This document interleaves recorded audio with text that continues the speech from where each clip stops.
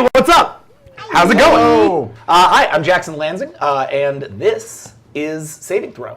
We are here in a studio that I have straight up never been in before, so this is very exciting. Here with four absolutely outstanding friends who I'd love to just go down the line and introduce themselves. I'm Rick Baer. Despite what it says on the graphics, I'm not Eliza Pearl. Unfortunately, Eliza could not be here tonight, last minute thing. So I'm taking her place. You might know me as the tech guy for the show that's usually in this spot, Tempting Fate. I'm also one of the writers on Jackson Lanzing's Vast.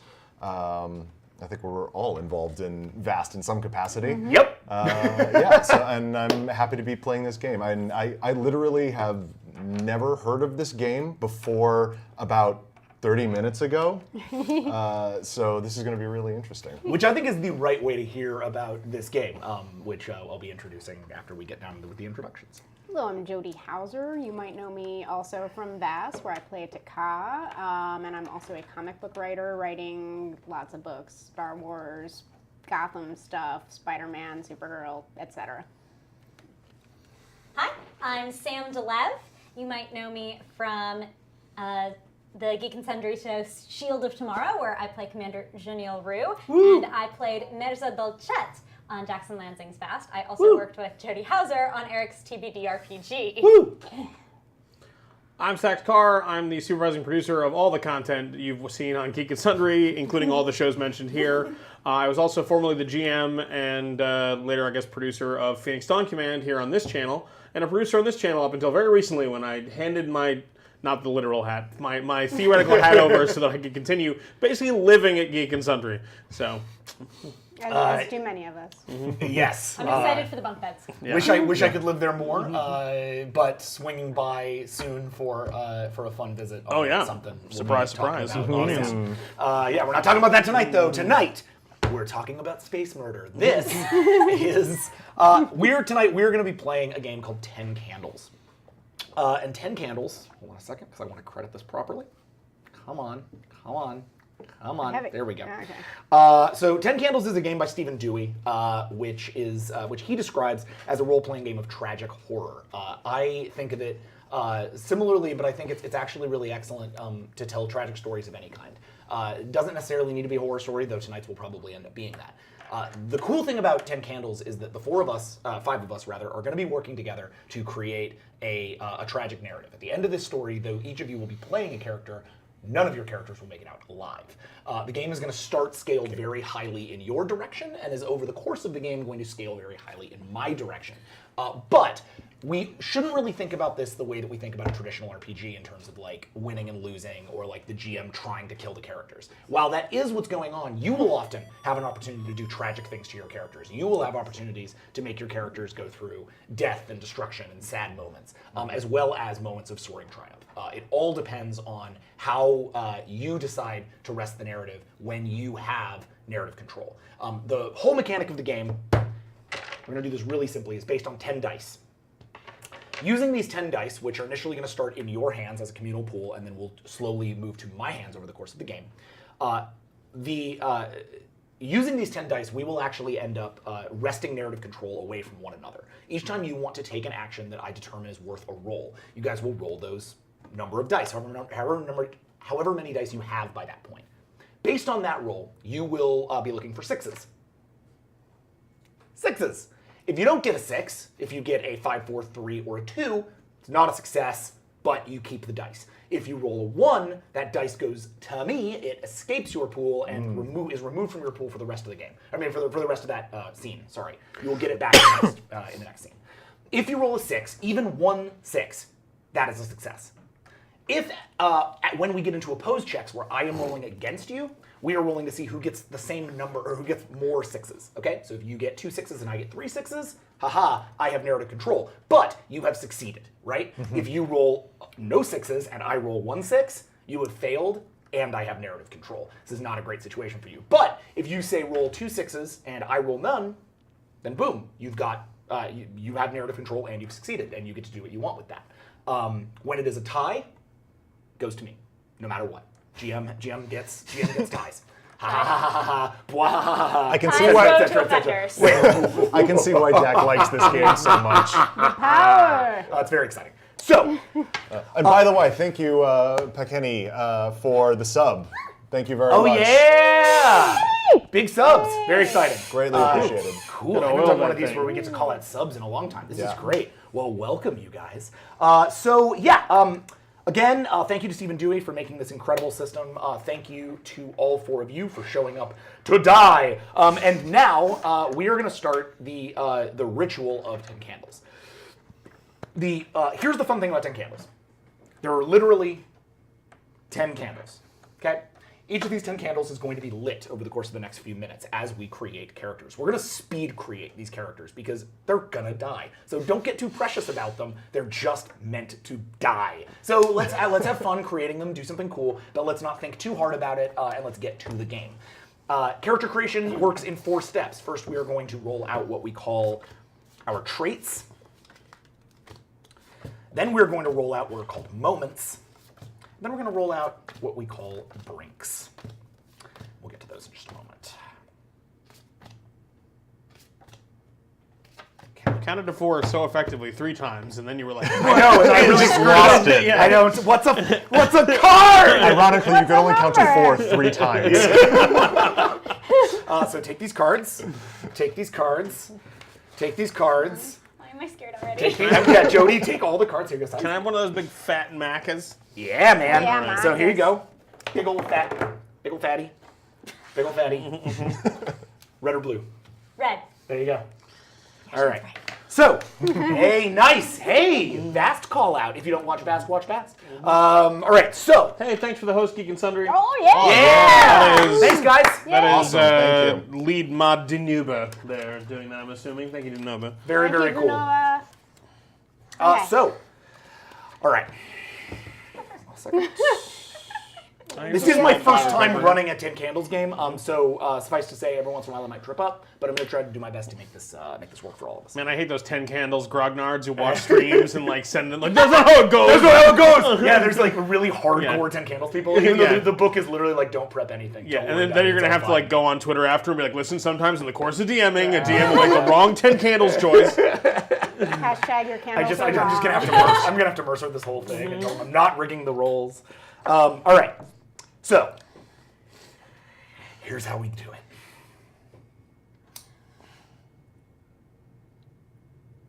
That's right, guys. We're lighting stuff on fire in the studio. Everything is fine. Something's on fire. Oop. Yeah, man. Here we go. How did Jackson Lanzing get a scalded wrist? Find out now on 10 Candles. Yeah, these tea candles do not burn with any kind of intense heat, so no scalding of me. But what we will be doing is talking about our characters. Every person has a virtue and a vice. That'll be what defines each of your characters. Your virtues and vices are generally, you're going to want to think of descriptors that are beyond your profession. Think of a virtue as being courageous or intelligent or quick-witted or personable, right? These are things that are good about your personality. Vices, similarly, are the inverse. They are craven or cowardly or greedy or quick to anger, right? These are negative character traits. Each of these you're going to write on one of these cards. So vice, virtue. Each of you write them down now.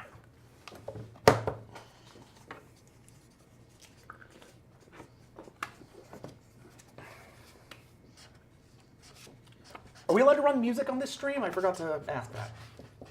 Not copyrighted. Cool, all good. I might run some mood music here for us through Sirenscape or Sirenscape. Sirenscape. Yeah, it's forever Sirenscape, let's be honest. All right. We have a little Bluetooth speaker if you want that. Oh, do you? Yeah. Let's load me up. In space, no one can hear your music. All right. So,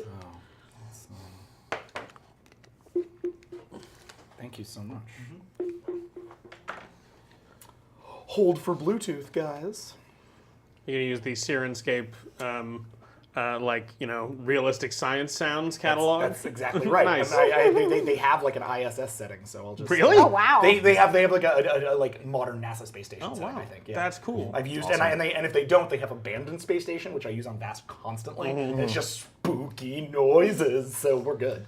All right. Sci-fi people are always abandoning space stations because resources don't matter. This is true. Sunk cost fallacy. Like Yeah. sometimes. All right, there we go, guys. So cool. We're gonna just put on. Where's my? Let's start with abandoned space station. There you are. Boom, boom. Let's do this thing. Okay, so we all written those down? Mm-hmm. Great. You are going to pass your vice to the left and your virtue to the right. Think of yourself as a circle here. Vice to the left. Virtue to the right. Take this from me. There we go. Okay, let's go around and share the vices and virtues that you ended up with. These will be the vices and virtues of your character. Did I do that right? I think I did. Yeah, vice left. I have a vice and a virtue. Okay, that must have worked. Nice. do you have something that is I do. both I do. Yep. I have the same. I'm good. Okay, cool. I said this. So yeah, let's go around. Let's start with Rick. For my vice, or my virtue rather, sorry, I am inventive.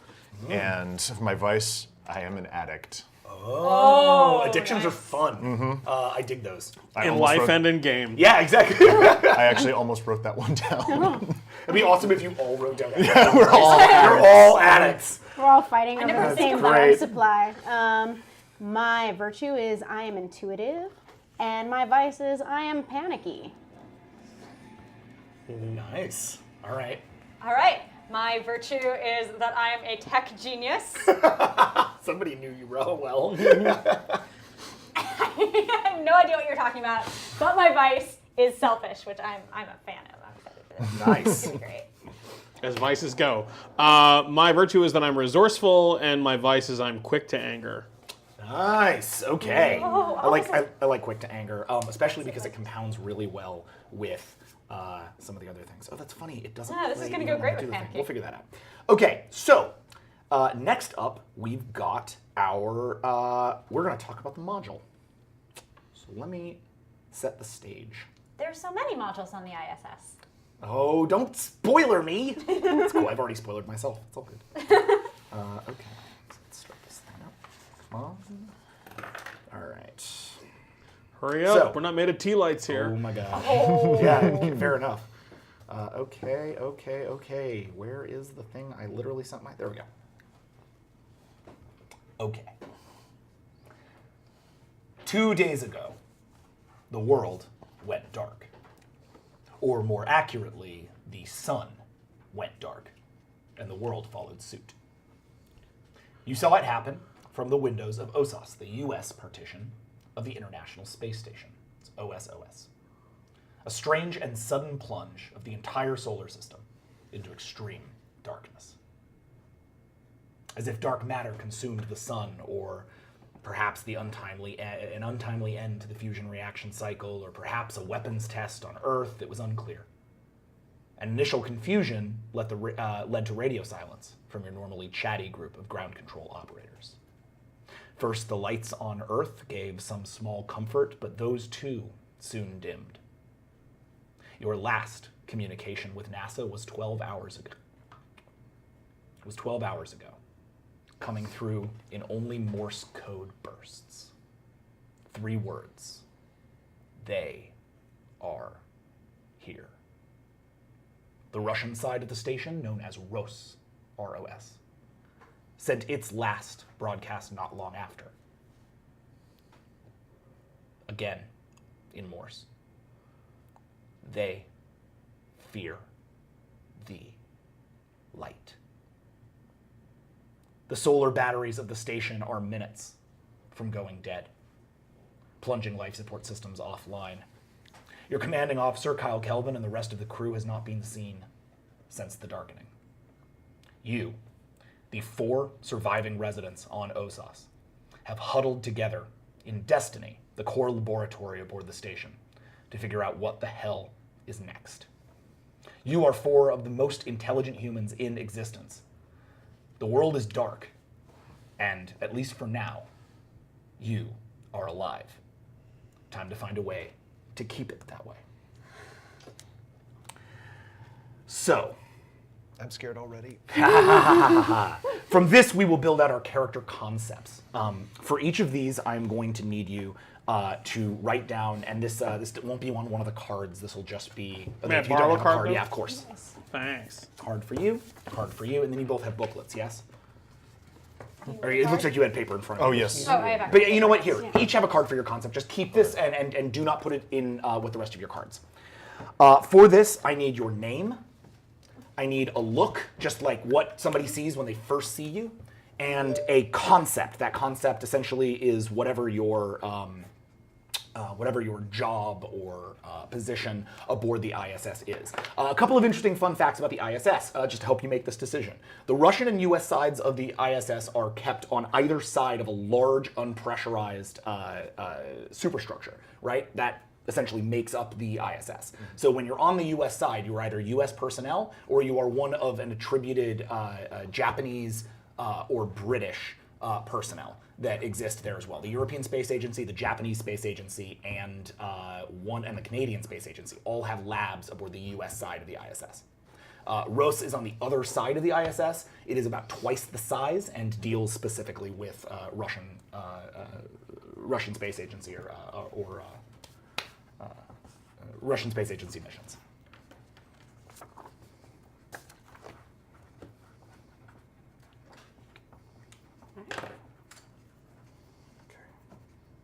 Get our spooky music back on.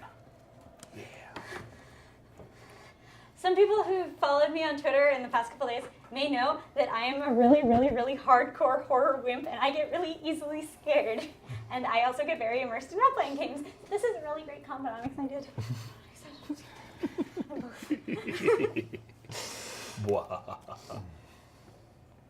All right, how we feeling? Everybody got something?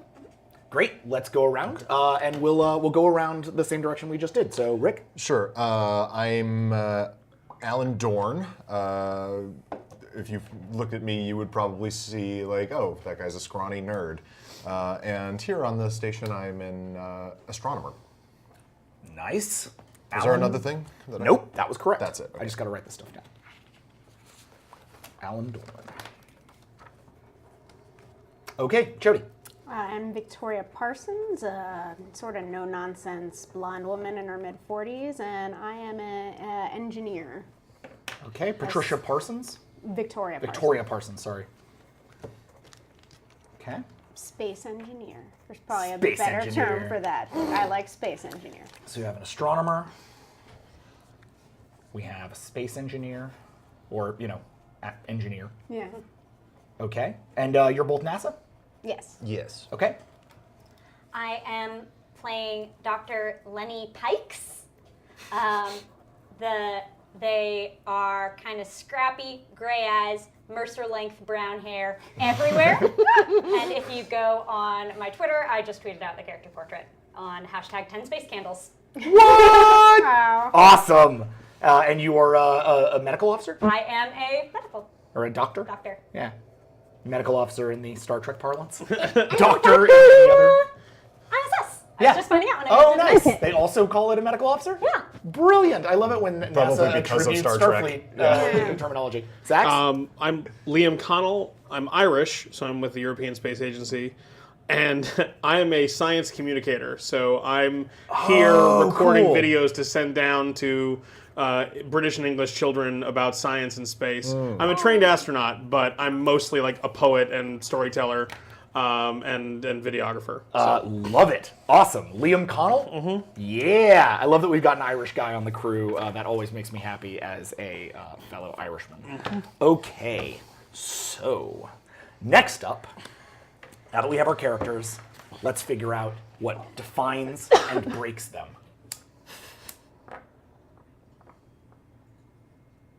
The next thing we're going to do is define moments. Each of you will take your third index card and you will write down a thing that your character finds hope. So the way that a moment should be phrased is I will find hope in or when, right? I will find hope in the arms of a friend. I will find hope when I find a gun stash in the laboratory. I will find hope when I see the truth of the darkening. I will find hope when I see a message from my loved one. I will find hope in a small lit candle.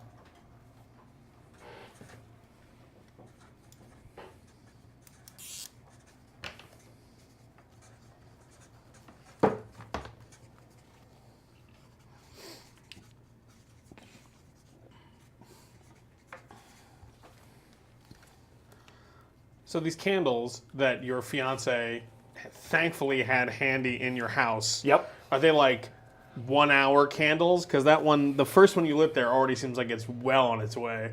Yeah, we'll see about that. These should be okay. Just remember the I guess the order he rituals lit she has and them let- for don't let take us very put long, them so out she in doesn't the need same really order. long burning candles. Yes, my fiance, the witch.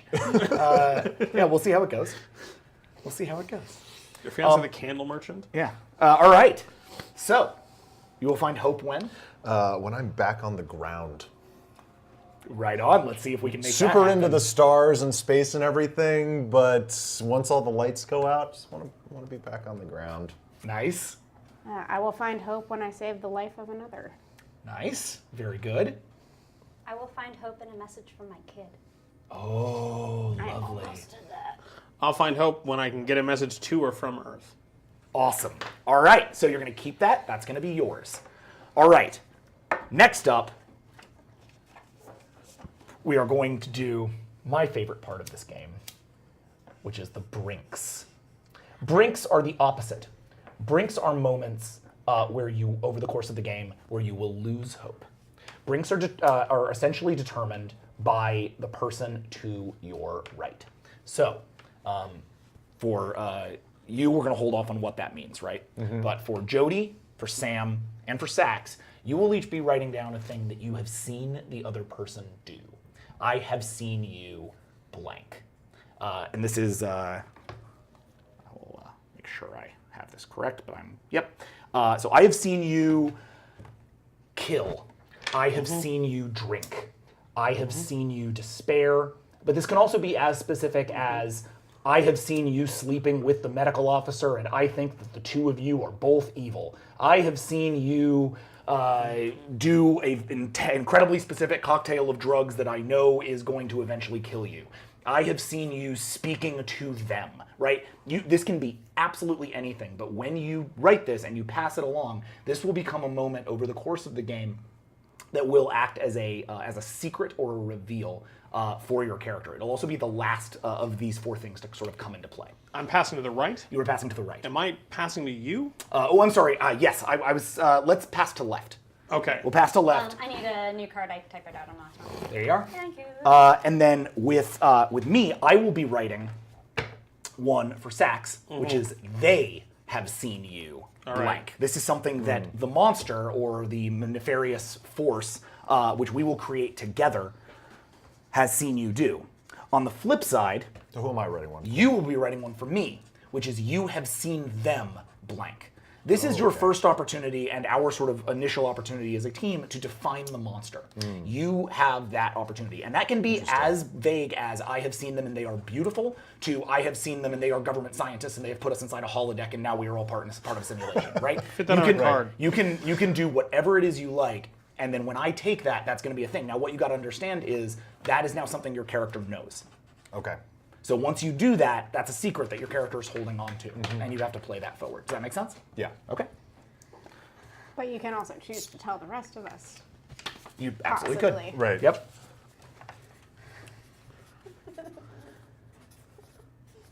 And these we do not share, correct? Yep.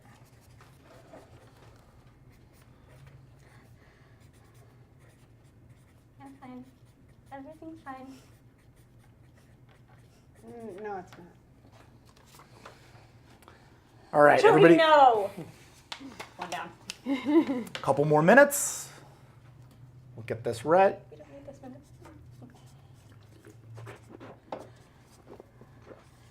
These, by the way, we will not share.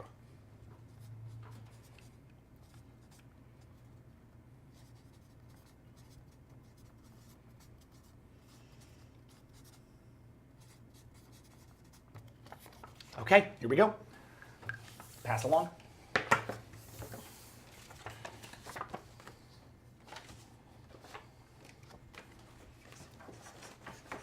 Brilliant. Also brilliant. Okay, so what you are going to do now is arrange your stack. Each stack is those 4 cards that you just got stacked on top of each other. Each of you ideally will put either your virtue or your vice first, then your virtue or your vice, depending on which one you didn't put on top, then your moment, and then your brink. Brink just needs to come last. That's really the thing that matters here. If you want to put your moment on top, you can. But understand that until you use that moment, until you encounter that moment, you will not have access to your virtue or your vice. And I will explain how those things work mechanically in just a sec. Okay? So, but you were basically going to play, think of these as playable cards, and you will now be able to play them, but only in the order that they are stacked. So stacked in the way that you would like your character to encounter the 4 things that they have over the course of the game. Now, the way that these work, really, really simply, is that over the course of the game, right, we're looking for 6s, we're trying not to roll 1s. Let's say you roll 5 dice and you end up with a 1, or 2 1s, or 3 1s. You don't want to lose those 1s. You guys are already down to 5 dice. You want to make sure that you all have access to that stuff. Maybe you have a 6 in there, right? But you want to make sure that you keep those 1s. I don't take them from you. The way that you manage to do that is you say, cool, I am going to burn my virtue, my vice, my moment, right? These allow you to burn these things, literally burn them, these cards that you have, into this receptacle. When you've done that, you will get a chance to re-roll those 1s. This does not determine that you will be successful, but it will determine that you maybe don't lose that thing when you lose it. But you could also spend your virtue or vice and not get what you want out of it. This happens often. You re-roll all the non-6s? That's correct, Okay. all the 1s. Only All one? the 1s, yes. Okay. You only re-roll the 1s. This is a chance to sort of hold on to your 1s. Okay. The addition to this is that when you use a moment, if you were successful in your moment, you will get one of these fancy boys. This is a hope dice, or a hope die. Your hope die will be successful on a 5 or a 6, and will belong to you for the rest of the game, until you hit your brink. And if you fail your brink and lose hope, it's gone. Can we repair this candle? Yeah, that's Yeah, what I'm the gonna- handle is. It's still lighting, but you're right. Yeah, that. See, we thought the AC wouldn't. I'm just saying. I'm calling it now. Come on, That little AC's guy. okay. Someone have like a... Oh, you know what? Let me just Oh yeah, pull the it to wick. the Good bend idea. over wick. Let me see if I can. Oh yeah, is that what's going on? That's what's going on. Oh, it's a bent wick. Yeah. Oh no. All right. Oh yeah, we shouldn't light that on I'm fire. gonna just melt it. There we go. There we go. Much better. See if that works. Okay. So, with this in mind, we now get to the final step. You've arranged your stacks. Everybody arranged? Cool. Keep those in front of you, please. The last thing is inventory. Inventory in this game is incredibly simple. Whatever you have on your person right now, whatever is in your pockets, whatever you are holding, that is your inventory. You have that in the game. You got a lighter, you've got a lighter. You got cigarettes, you've got cigarettes. You've got a pencil, you have a pencil. You have nothing, you have nothing. Whatever you are wearing, you have. Simple as that. Because we are on the ISS, we will be finding inventory as we go. I know we've talked about the idea of actual like inventory listing, which is very exciting. Feel free to use that, but understand that you will have to roll for its effectiveness and sometimes to find it at all. Okay? All right. So now we are going to begin the game. The way that this works is very simple. There are 10 scenes represented by 10 candles.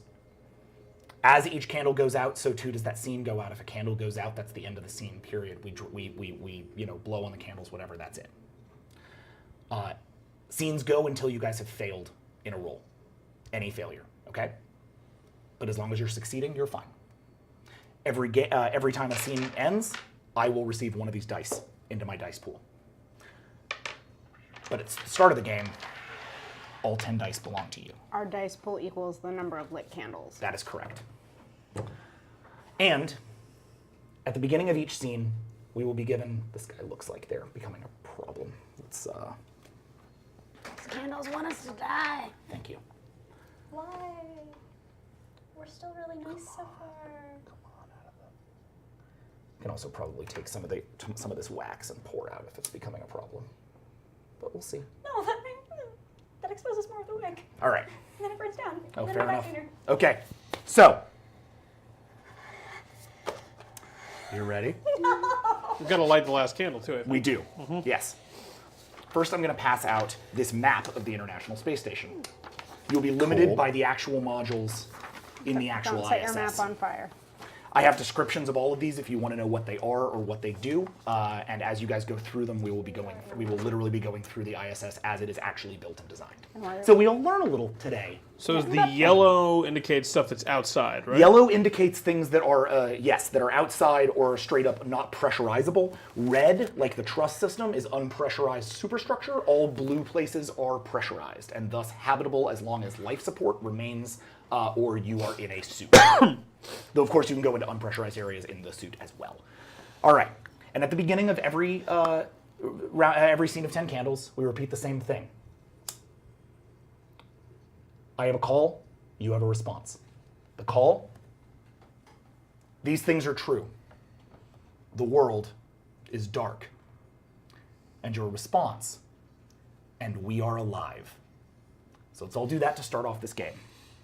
Are we doing the facts thing? We will be, but you Okay. do not do that in the first scene. Oh, okay. I'll walk you through that in the second. Okay.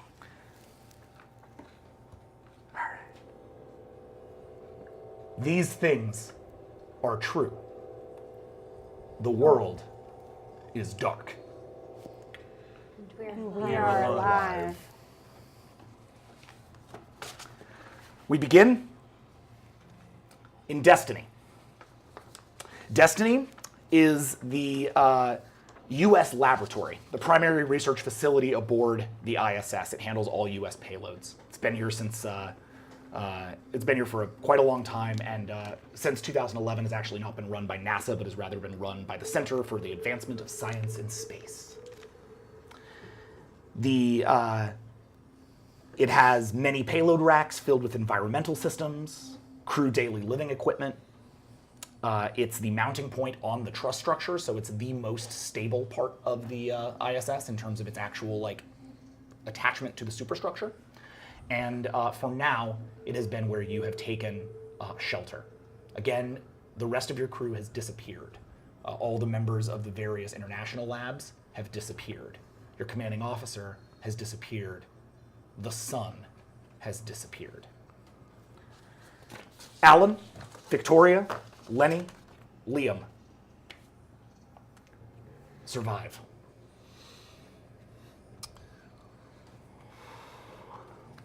Can I ask a few questions? Of course. Can we see? Do you see across the truss to the Russian side? I do not think that there is a straight eye line between Okay. Destiny and Rose. All right. So we don't know if they have power or anything. That's correct. You can assume, because the entire ISS is run on solar panel grids, that they have the same power situation that you do. All right. Do they have more or less than us? Do I know that? In terms of power, Yeah. it's an equal power distribution. All right. Yeah, you guys run off the same lithium-ion batteries. Okay. And the sun has gone out, but not gone away. So like gravity, it's still holding everything in place. For now. Okay. And again, it's been 2 days. It takes a lot longer than that for gravitational pull to straight up start to fall into entropy. So it's hard to tell. That's actually a great question and something you can look into. All right. And is there anything? Do we have a spacecraft dock currently? There is no spacecraft dock currently at USOS. Okay. Do we know about the Russian You do side? not know about Ross yet. That's something you can investigate or look into. There is, however, a small orbiter, a small non. It can't attempt re-entry, but it's like a small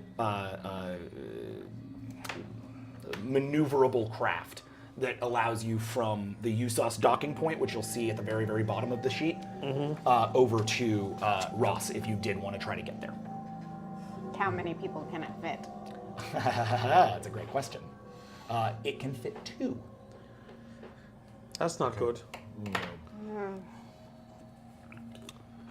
Okay. How many people were on the ship for now? Sorry to keep asking. Nope, completely fine. There were 12 members of the USOS team, which is actually a really large group. Normally there's only about 6. You guys had a lot on the weeks ahead of this. Okay. And have we taken the time, can we imagine we've taken the time previous to this to like look room to room to make sure people aren't just sitting around? Correct. Okay. You found nobody. And for the purposes of the station, you are literally minutes away from battery failure. That is your most core concern right now, because the minute that you have absolute battery failure, you're all going to need to be in suits, or the entire system is going to start freezing. All right. We need access to suits, and we need to think of an alternative non-solar power. Chemical?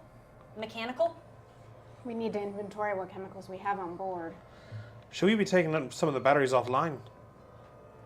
Any non-essential power systems that wouldn't suck whatever we have. We should see about shunting. What about all these? I'm sorry. What about all the different modules here? Is there anything we can just shut down altogether? I mean, It's safe to say that you could feasibly shut down every other module that isn't yours from Destiny. So we could shut down the other modules and just leave power to the ones that we're in, starting with Destiny, and then if we need to move to another... We'll shunt To and another then node. move. Exactly. Shunt and then move. But I think we need to get into suits before we do anything. where are those kept? In the docking ports, I'm assuming? Yes, suits are over in Harmony, which is the laboratory closer to the airlocks and the docking port. Well, call me paranoid, but I'm imagining if people have been disappearing, I don't want to let any out of sight. So if we're going to go get suits, we're going together. Well, I think we all I need agree. suits. I mean, we all still breathe. How navigatable is the internals of the space station while we're in suits? Very navigatable. Okay. We'll lose some manual dexterity, which But at would least we'll ultimately be be alive. relevant to some of us and some of the procedures that we do. All right. But we will have air to do that. Well, Right. let's head to Harmony then. Okay. Right. Yeah.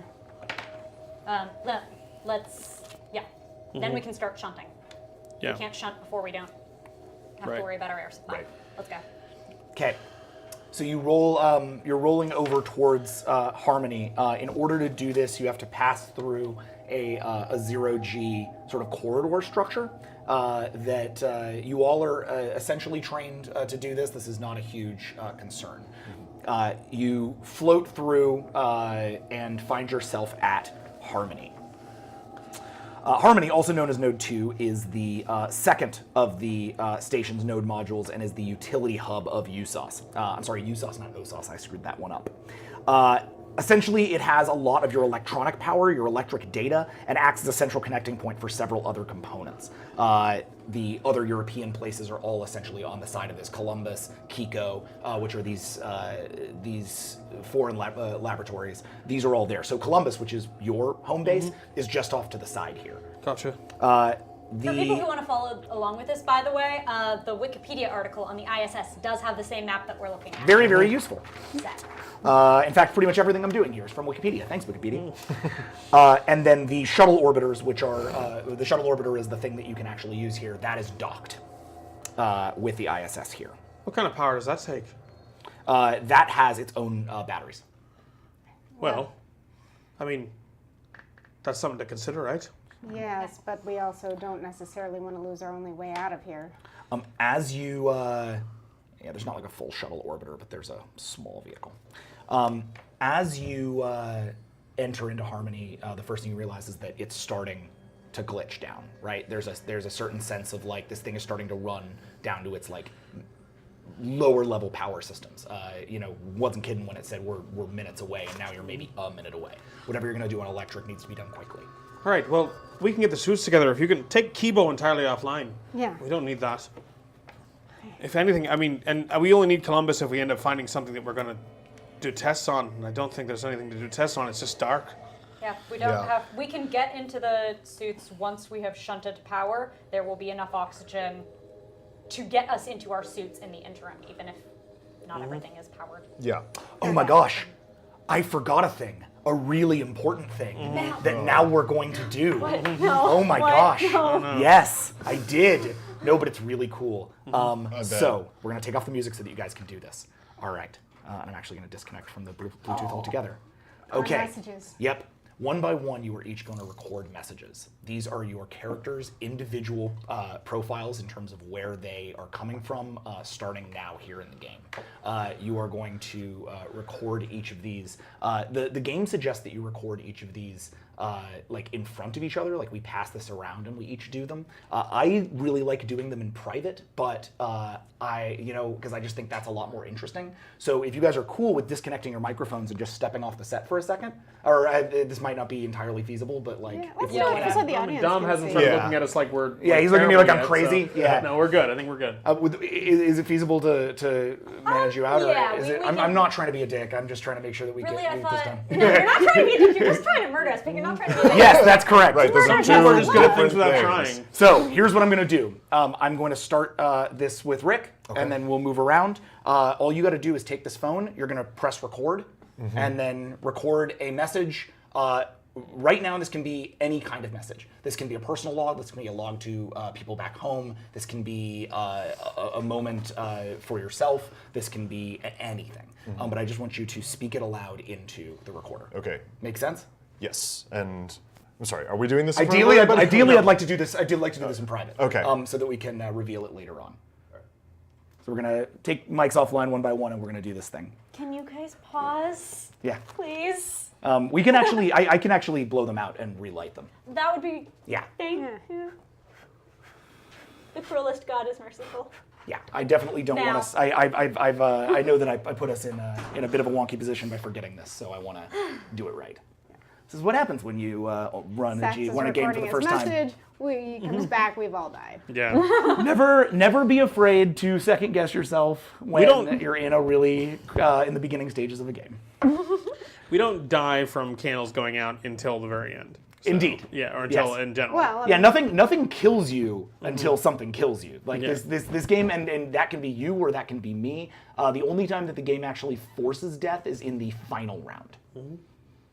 Because ain't none of you getting Hey, out $5 alive. from the Bard. Thanks, Bard. Yeah, thanks, Bard. Thank you, Bard. Whoop, On whoop. Kenny USA or Pa Kenny? Pa Kenny? Is there a house I pronunciation? think it's Patrick, isn't it? Yeah, I think it's Patrick Kenny. Okay.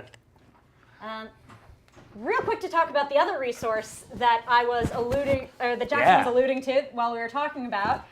Recently, there was a Freedom of Information Act request to NASA for the medical supplies aboard the ISS. And 4 days ago, which is 2 days before I found out that we were playing this game, Vice.com did an article about that. It also has a link to the 62-page inventory that was released. And I How awesome have is that? on my phone. How And awesome is that? That's I'm the a dork. well-spent Freedom of Information Act. They're not. Forget all the conspiracies and things the government did. What kind of medical supplies they got up there? I know. They have all the oxycodone on USOS. I want to know. They have no oxy Someone better on tell me. USAS. Yeah. They do have Vicodin. But they don't have any oxy on USOS. They have no oxy. They have Vicodin. Nice. I love. You get to hear their drug I went selections. through everything that was in there before we started. Interestingly, I know all of the drugs that are on there. Nice. That have recreational purposes and nefarious purposes. Of course you do. Some of them say physician Pass all- CMO use only. Pass. I think you should pass all of those to Alan Dorn. I hear he's an addict. Just means that You don't become someone an must know astronaut in about these NASA by things. like letting everybody know you're an addict. Right, and I wonder who might find out about that on the soon. Ooh. Hopefully not the doctor. All right. Awesome. Definitely not the doctor. I'm gonna come around and grab it from you. Okay. Cool. Wait, no, I'm not. I can get out of your way. Nope, I got this. Oop. Oh, right on. You were a hero. There you go. Awesome. Sam DeLeve is a hero, ladies and gentlemen. Also, I want to point out these like awesome like 8-bit dice. I'm real happy with them. I saw them and I was like, I got these. I was shooting this last week at Next Gen Games, doing a thing for a client, and there's nothing like shooting in a board game store for about 24 hours cumulatively over the course of the week to make you spend all the money you don't have. I must have bought 4 or 5 games this week. Next Gen's Just- really nice too. It's a great little game story. It is. It's a really great little game story. Yeah, they're great. Where are they They are located? right at Wilshire and La Brea here in Los Angeles. They're Okay. just about a block. They're just a block east, and they're just great. Block west. They have a beautiful board game selection. They do Magic Nights. I can't, and they were incredibly That's fast. helpful and efficient. Incredibly. Here, I can grab that from you. Thank you. And then the final honor is yours, Sax. There you go. Just press the red button twice, or red button first, and then red button again. Yeah, it's a really cool store. They have a great amount of stuff, and they are very, very good at making me spend money. Is the thing I discovered. That's a sign of a good store. Yeah. Got all these dice. Got Blood Rage, which is this like super awesome Viking combat game. It's all we gotta play. It's all built on. It's all built during Ragnarok, so it's a territory management game. Like you're trying to take territory and have your awesome, military victories and all this. But there are ways for you to straight up like all of your guys die and you still get all the points because the glory of Valhalla. There are ways for you to win by. Or there are ways for you to lose by, you take a whole territory and then by the random nature of the game, that entire territory is obliterated in Ragnarok the minute the turn ends. Like, there's all of these really incredible I just played systems. a game that was built around Ragnarok. That's a board game, and I'm forgetting the name of it. But there's another one. Isn't it called Ragnarok or something like that? I don't think it was called Ragnarok. Twilight of the Gods? No, it's I saw it's you a play it. Norse thing. I don't know. I could go back through my Instagram. Yggdrasil? Yggdrasil, thank you. Yeah, there we go. You like- mentioned enough. Right. Just throw out as many starts- like Norse myth names as you Yeah. possibly can. Eventually, And you'll one of land them on it. eventually works. Yeah. Right the That fuck was on. a super fun game, but it's very hard to win. But we got really far. Yay, thank you, Sax. All right, now that admittedly diversionary diversion is done, I'm gonna save that, boom, and we're good. Okay, so onward and upward, you guys. Back to the scary stuff.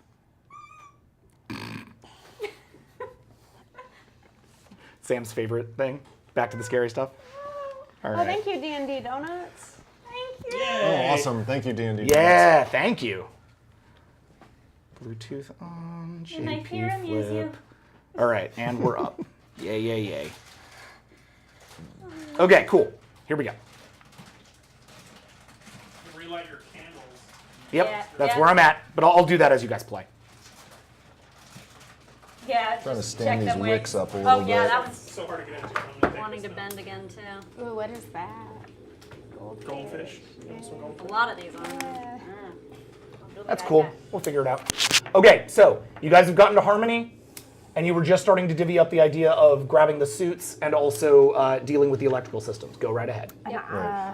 I can go ahead and shut down power to Kibo. Sounds good.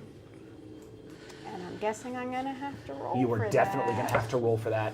So grab those 10 dice. And wait for me to roll these candles. Or light these candles. Gonna the roll some candles. candles. Roll Light for some lighting the dice. candles. 10 candles, rolling some candles. Okay, go ahead and roll all 10 of those dice. Let's see what happens. This is such a small number of dice. All right, any sixes?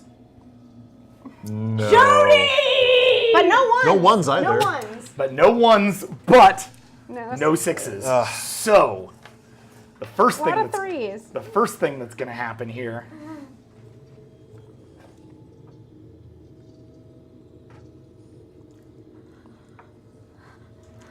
is we're down a candle.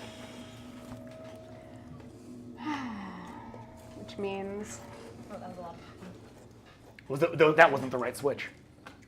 That was the right switch. That's better. I gave you a dice. No, but you didn't roll a 1. Yeah. No, Oh, I that's know, fine. but that- Regardless of the Oh, one I got the regardless. dice. Yeah, our pool still goes Oh, down okay. one. Okay. And now, the ritual. The ritual begins again. And the way that this works now, to deal with the narrative control here, is I will illustrate the failure, and then we'll start the ritual. Okay. So you were going to turn off power to Kiba. Yeah. As you moved forward towards the monitor to deal, the sort of, there's like a central power juncture. You moved forward towards it, and as you reached out to it, you heard somewhere distant towards Kibo a soft and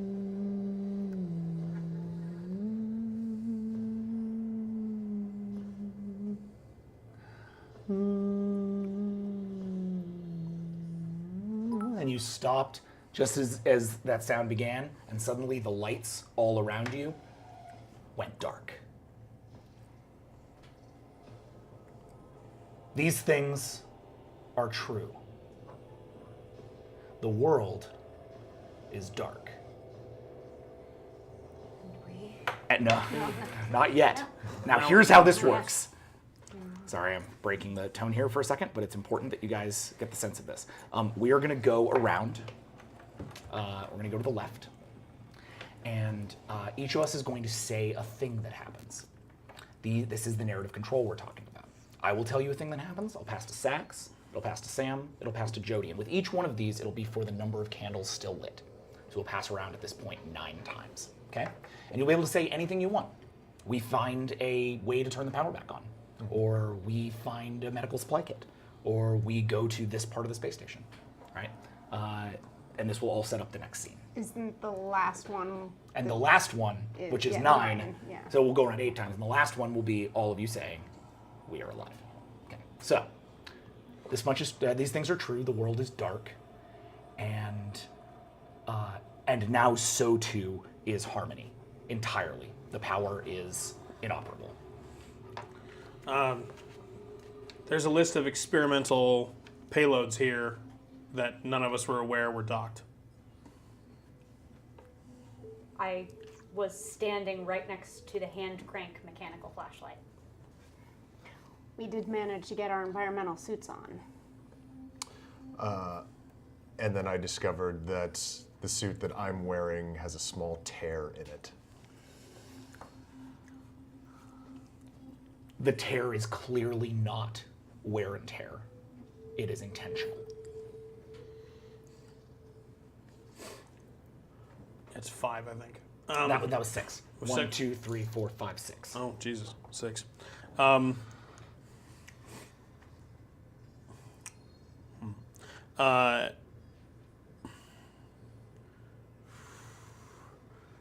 think I see activity in the communication circuit with Rose.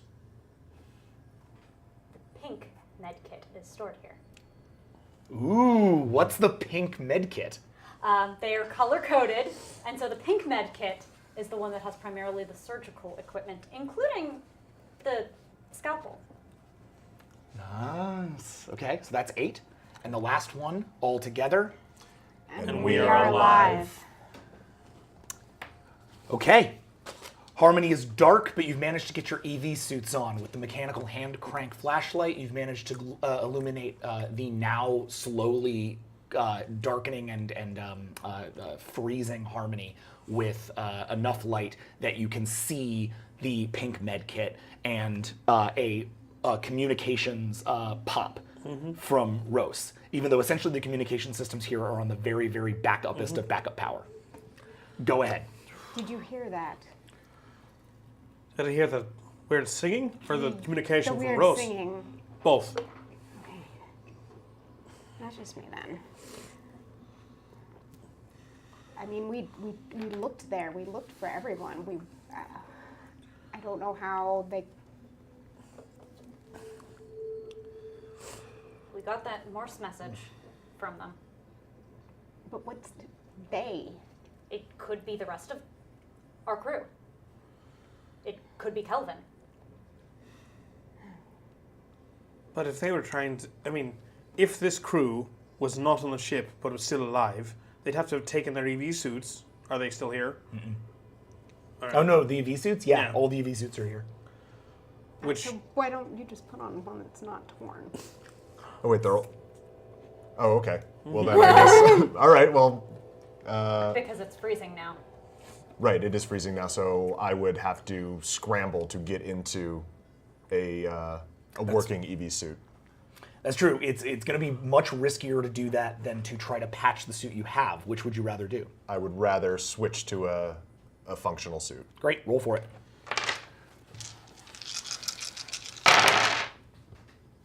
Any sixes? Yes. I got 3 6s And a 1. and a 1. Okay. And I did not get a 6 or a 1, meaning that you have narrative control over what happens next, and this is a success. However, unless you want to burn any of your, unless you want to burn the thing that's on the top of your stack, I'll take this one. And it'll be no longer available for the rest of this scene. For the rest of this scene. Yeah. I wouldn't burn. I wouldn't. I'm not going to burn it. 'Kay, cool. It's going to be But valuable. you don't roll that. No, one. I don't. I'm putting it over here. Okay. Right.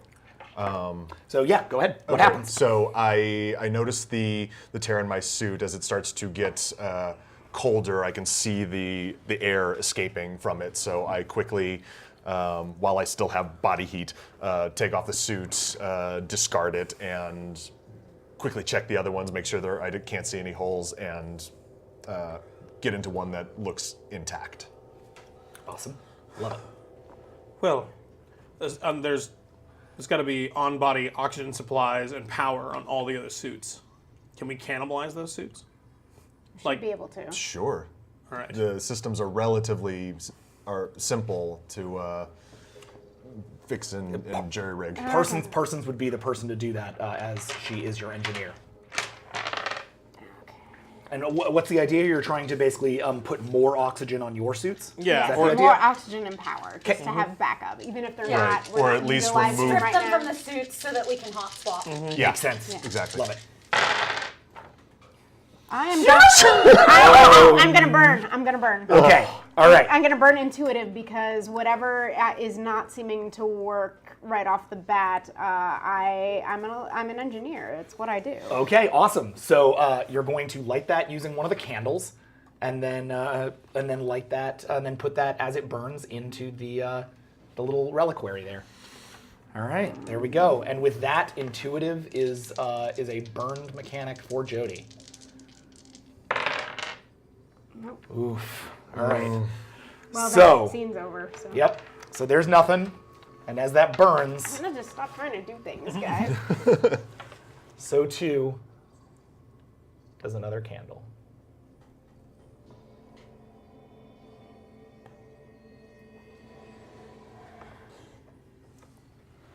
Hey, we got another $30 in donations. Oh, Thank you so much wow. for that. Thank you. Yo, Kenny, thank you so yo, much. Pat Kenny, you my man. He's really enjoying watching my us all man. freak out. I love it. All right. Now 7 things are true. Apologize for the ongoing smell that's going to be in here for the next couple of days. Smells All right. nice, I think. This much, or these things, are true. The world is dark. And as you reached for the suits, 2 of them reached for you.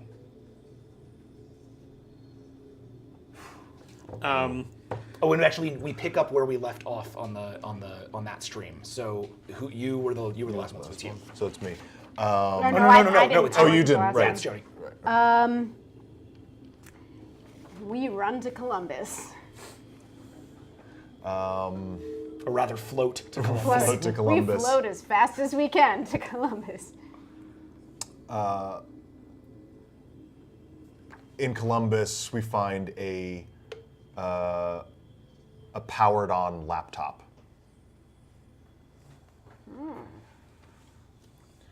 The laptop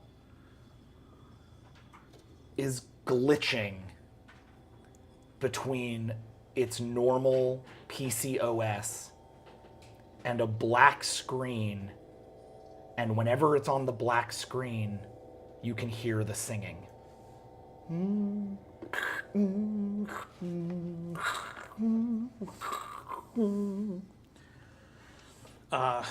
This is my module, and I know a trick. And I hit the door, causing the airlock to shut behind us and lock. You guys went for Columbus. Yeah, cool, great.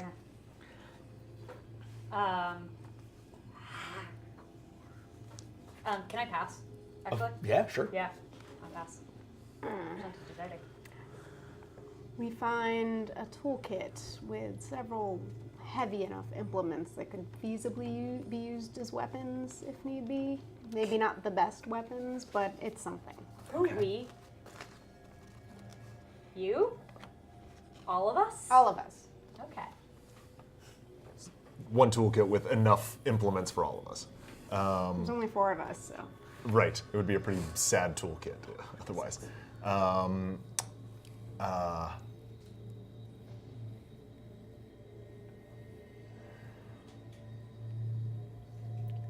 I'm starting to recognize the song.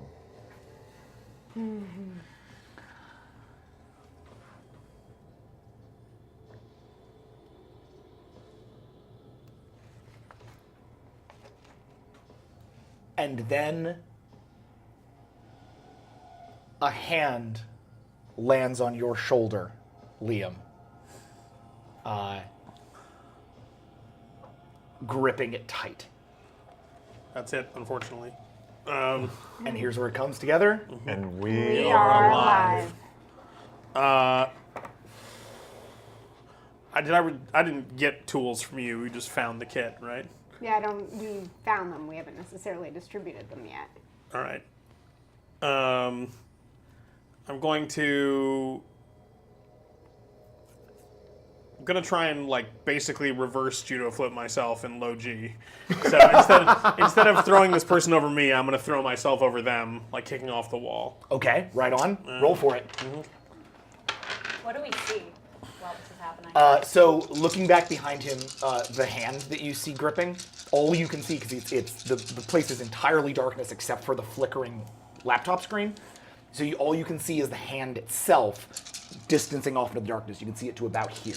Is it in a suit? Is it just a bare hand? It is just a bare hand. Human? Yes, white. Stark white.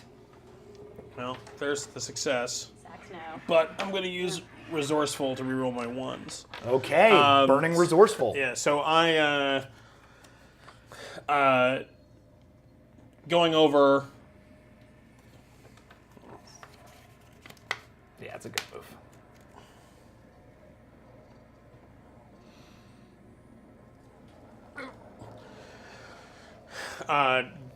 Going over, I see one of the bars you hold on to for added movement, and I flip over and I use it to kick myself to knock whatever this is down to the ground, so it's no longer touching me.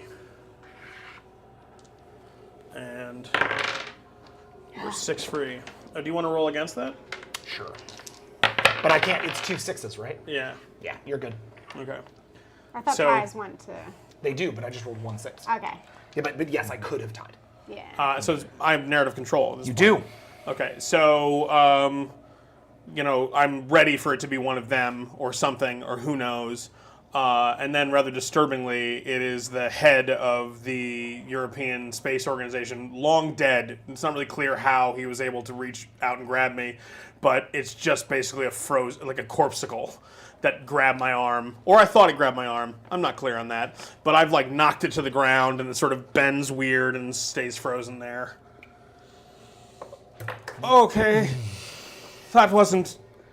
I'm so sorry. What am I apologizing to a corpse? Oh God. He attacked you first, so, or I don't. I'm gonna search him. I'm gonna Okay, have to examine him. In searching the corpse, you find everything that he was carrying, which is there was a small bit of space MRAs, rations,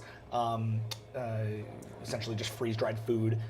You find a pen, which at this point has essentially frozen solid, and a couple of smaller metal implements, all of which, a wrench, a screwdriver, in kind of a small tool pouch. Those have also all frozen solid. Where was he when we were looking for people earlier? Maybe he was in the Russian section. I want to examine him. Okay, so as you step up to examine, you see that he's a corpsicle. He's fully frozen. But you notice that his eyes, the color in his eyes is all gone. The white is there, but the pupil and the surrounding iris are black. like he blew the iris, like he just totally blew the iris out. Is there any blown capillaries on the skin, like he was spaced? All of his capillaries at this point are blown. Yes. Maybe someone spaced him. Then how did he get back in here? I mean, then somebody would have just needed to vent the module. He didn't necessarily get blown into space, but if he got exposed to the vacuum, Also, it still would have happened. as just you- slower. As you look up the capillaries, you actually see an area just up here on his arm that looks like it's not just that the capillaries have blown, but the entire area has been scorched dark with cold, as if it were, as if something grabbed him. It even has the look of a claw, 3 long fingers stretching around his arm. If someone had exposed this capsule to space, though, it wouldn't still have.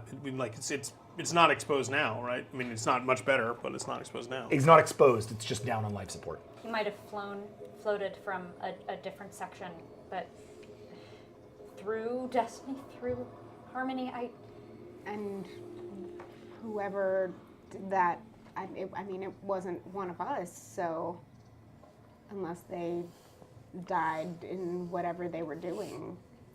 Okay. Let's someone see what we can get from this laptop before it stops glitching. I'll see what I can get off of it, because I'm sort of oddly drawn to the laptop. I make sure I take one of the tools in hand. Oops.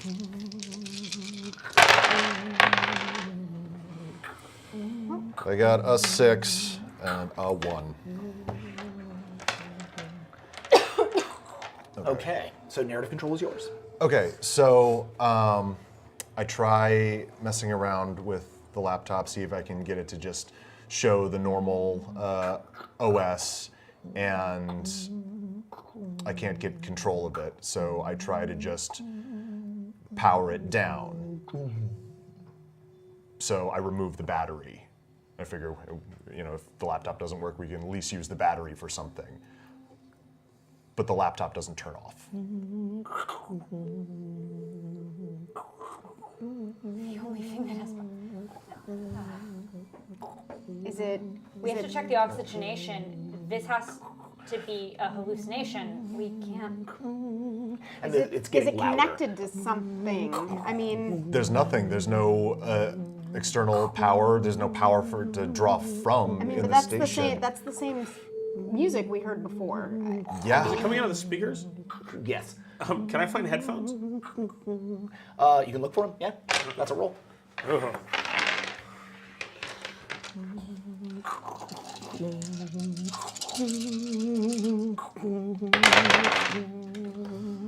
Definitely a 1 in there, but also a 6. I can't do anything about that 1. I'll take the 1. Well, actually, I can if I was quick to anger, right? But Yeah. I'm not going to do that. Okay.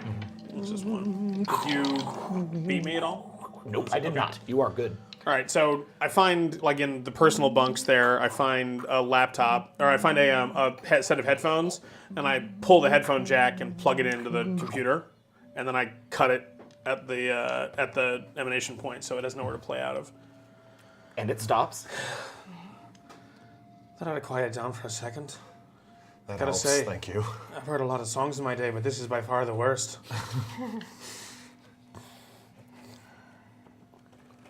We need to find the nearest radio array. Something. That could be what this is, right? You mean it could be somehow picking up? Yeah. Some kind of transmission? Yeah. A sophisticated AM in your fillings. Right. And we need to try to contact Earth. We can't stay here that long. There are only so many sources of power.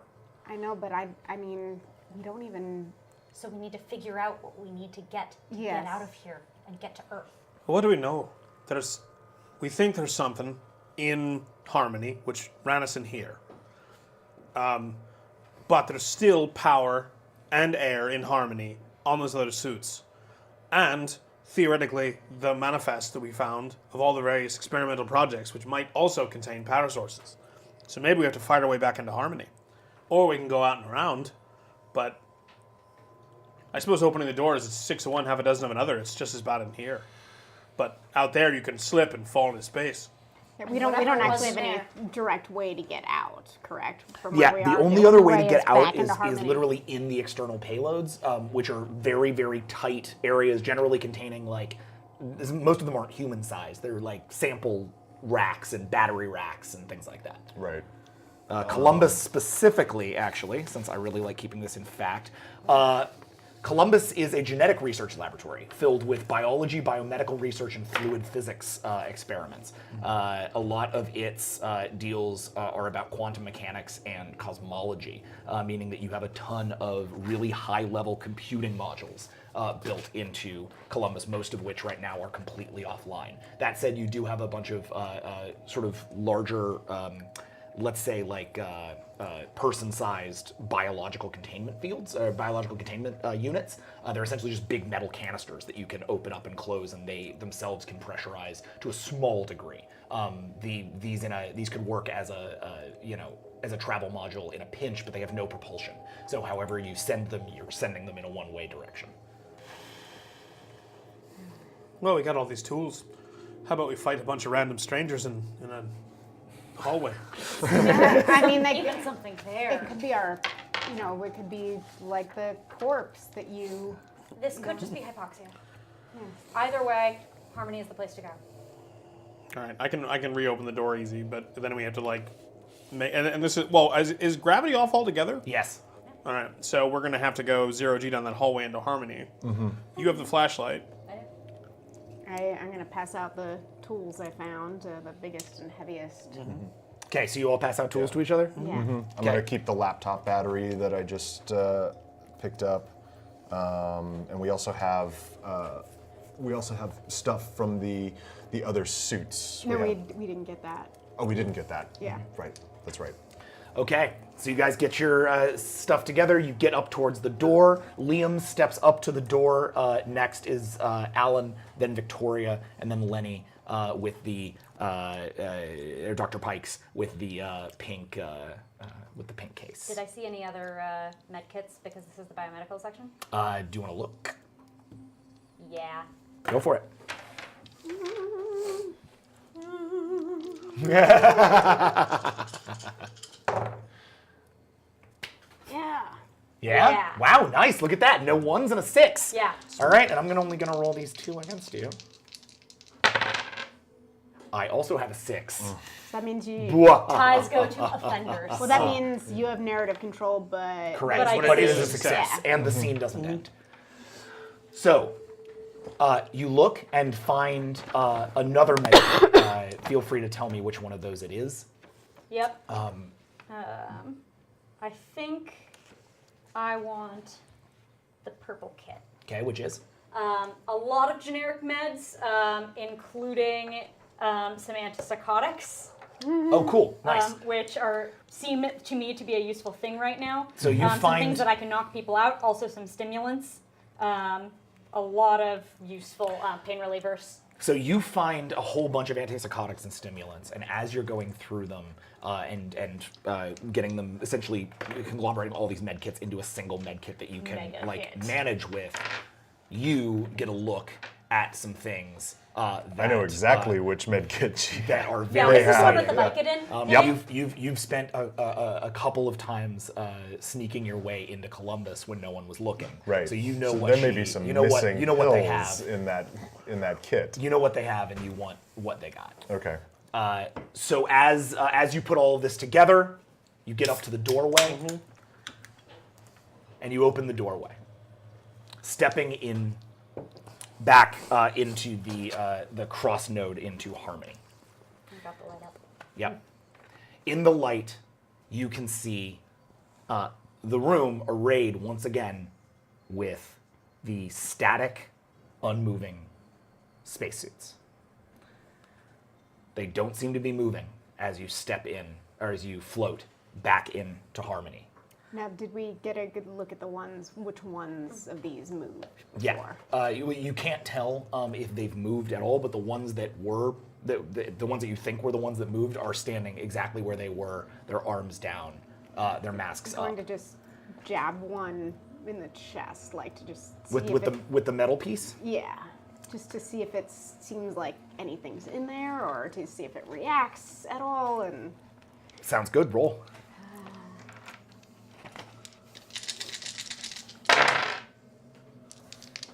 Well, A failure with a 1. All right. Take that. well, I failed, so... Indeed. Yeah. So, you're going to get this back, though. And that one, I think. Yep, and this one right here. Get that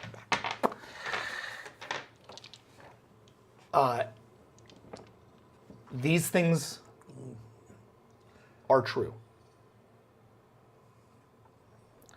The world is dark, and there is a darkness inside the suit, swirling, rapidly swirling manic darkness. That the minute that you poke it, rushes through the suit towards you. The suit tearing itself apart as the darkness rushes at you. Was it me? And that was 1.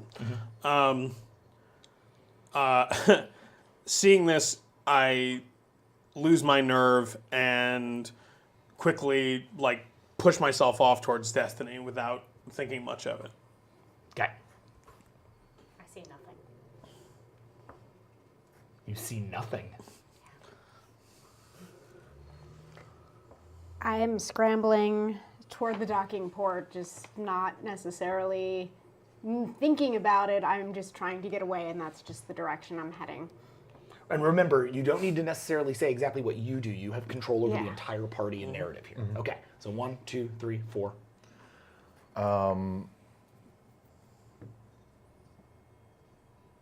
When the darkness comes out and shoots out, I don't see darkness.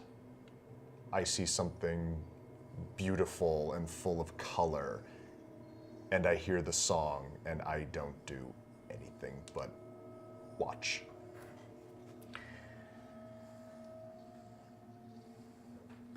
The darkness swirls around Alan as the other 3 make it towards the docking port for Destiny.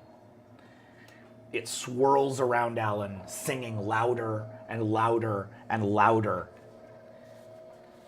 and then seems to fold into him, and there remain. The color and darkness are gone, and Alan, after a gasp, is alive.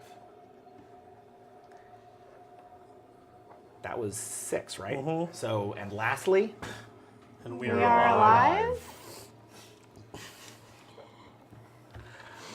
you make it back to Destiny, the docking I was port. actually Yeah. heading Or toward you the that yeah, way. the app. Oh, you were going to the was docking that port. way. I'm sorry. That was, panicked, went to the docking. You said you were going to Destiny. So you Yeah. headed back towards Destiny. The 2 of you headed into the docking port, and Alan Yeah, I'll is follow still her into the docking port. Alan is still at Harmony. So what happens? What was that? What was what? It was just like darkness. I've never. I don't even know how to explain it. Of It's course, the power is out. no. It was like a living darkness. It came out of the suit. There was nothing there. I wasn't the only one who ran. Because you panicked people. Look, come on. This is hypoxia. You know this is hypoxia. You need to calm down. Here. I'd like to dose you with Ativan. I will take it. Okay, A little bit too much Ativan. roll for it. For my purposes, what is the result of an overdose on Ativan? Not an overdose. Okay. Just like an Ativan, it can be a little like if you want to be light, it's a sedative. Okay, it's a, great. It's Cool. a light to heavy sedative. Yep. Success. 2 successes. I got nothing. All yours. So, because I know what the correct dosage is, and Victoria doesn't, I dare to. You're gonna be calm now. You're just gonna be here for a little bit. You're gonna breathe. You're gonna use less oxygen. Everything's gonna be okay. And only 2 of us can get in this shuttle. I'm gonna flip on our. I'm assuming there's radios in the. You've got radios. Am I actually like unconscious or just really sort of out of it?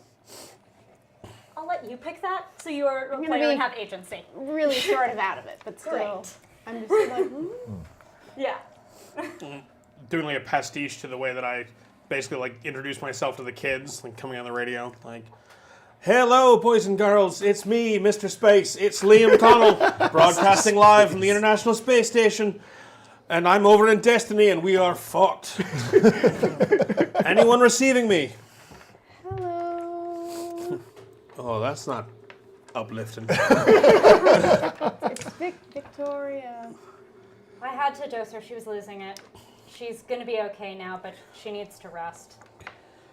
Now, did anybody see what happened to me and the? No one's. Maybe? Certainly not. Yeah. I think the only Definitely one. not. I think the only one who saw it is Victoria, who is now pretty out of it. So it's a question mark whether or not that was indeed a hypoxia-related illusion or not. Right.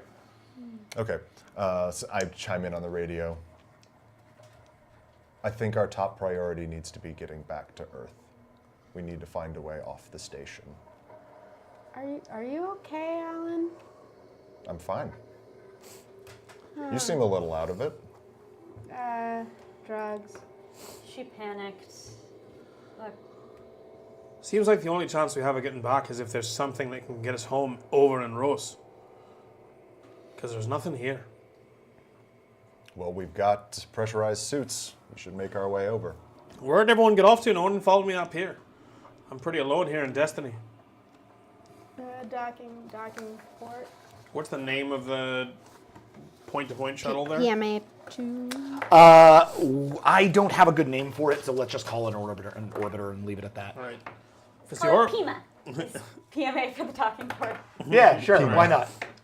Is Wait, which docking port is You are at docking. You are at PIMA 2 and IDA 2, which are the docking ports. It's like it's Okay. all one docking port there. Okay, well, yeah, because there's PIMA 3 docking port. Yeah, That's- you're at PIMA 2. That'll be what we. Sure. And that's where the point little, the point to point is. Okay. Is Pima there? Yeah, that's where we are right now. Well, you have the best chance of getting it then. Alan, do you want to meet up here, or should I come to you? Why don't I come to you? We can try and make our way across the superstructure. I'm assuming there's a way out of Destiny that goes towards the truss. Yes, there is a cargo spaceport. There's a berthing port out in Harmony. You'd have to go back through Harmony. There's also an airlock, and I'm not entirely sure where the airlock is because it's not on this map. That might be ESP1 in Destiny. So Okay. let's go ahead and say it is, All right. and that you can meet him in Destiny and take the airlock, which is ESP1. Okay. I'm gonna make I'm probably wrong about this, Oh. science nerds, but go with me on it. We've got terrible luck right now, but if you want to try and drag one of those suits with you, at least we'll have it with us when we get over there. Sure. Can't seem to cannibalize them to save our lives, but maybe when the chips are down. It'll be useful. So do we meet? Are we gonna meet them? Yeah, we're going to try to meet them there. Okay. So the two of you meet up in Destiny. Right. I've taken the other suit that moved. Cool. You see him come through with that suit on a tether. He looks otherwise fine, but there's kind of a slightly distant look in his eye. Oh, hard times for all of us, I'm sure. Indeed. You can't tell if Things are- maybe Dorn is starting to lose it a little bit, or if he's just an astronomer who spends most of his time staring at star charts. Things are a Does- little tense. I could really use a drink right now. If there is a way to get it inside that suit, I would go with you on that, but I don't see it. And let's hope there's some sort of magical pressure over on the Rose. Does the ESP-1 like aim out towards the truss, or does it aim out as it almost kind of depicts here? It aims out sideways against the truss. So we're gonna have to. And is there like a? There are tethers built into all airlocks. So the idea is what you would do is you would tether your suit, open the airlock, right? Depressurize, pressurize, because this is all pressurized still. Go out on that cable, and then from there, your suits have EV. What do you call those? whatever. Yeah, they have like essentially environmental boosters that allow you, these little backpacks that allow you to actually move in EVA space packs. up and down. Yes. So you'd be basically taking a spacewalk. Okay. Let's do it. Okay. Meanwhile, the two of you are running the small orbiter. Yeah. You should drive.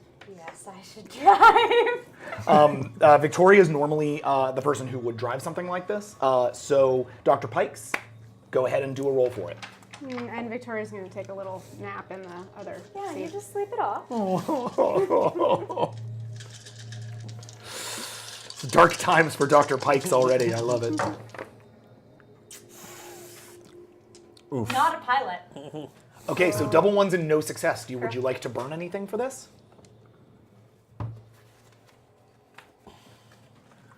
Selfish. So your vice is that you are selfish. All right.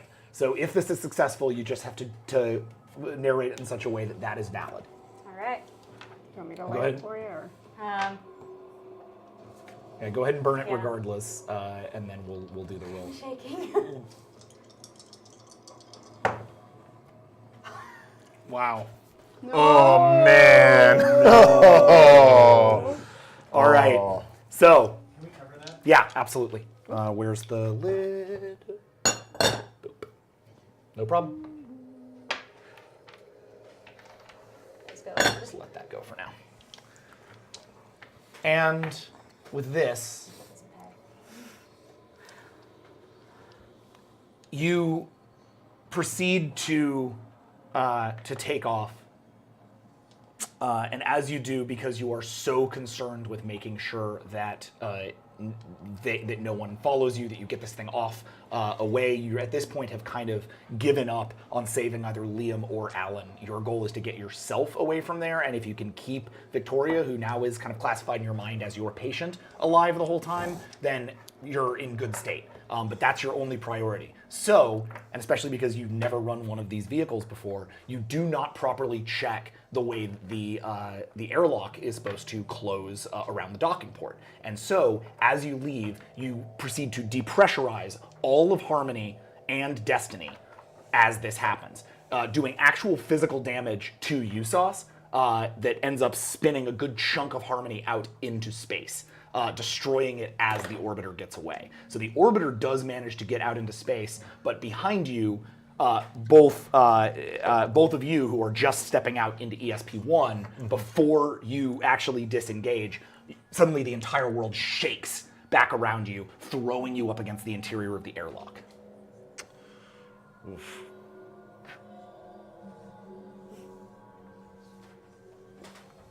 These things are true. The world is dark. And from all around you, inside your suits, the singing begins once again.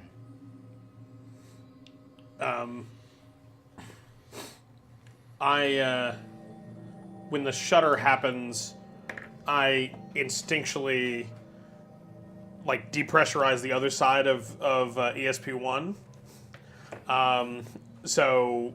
Which basically like throws us out into space. We're tethered, I'm assuming, at this point. But the suit you have goes out of your control, and both of us are like really heavily battered around. We basically go out, and then like wang around on the outside of the space station.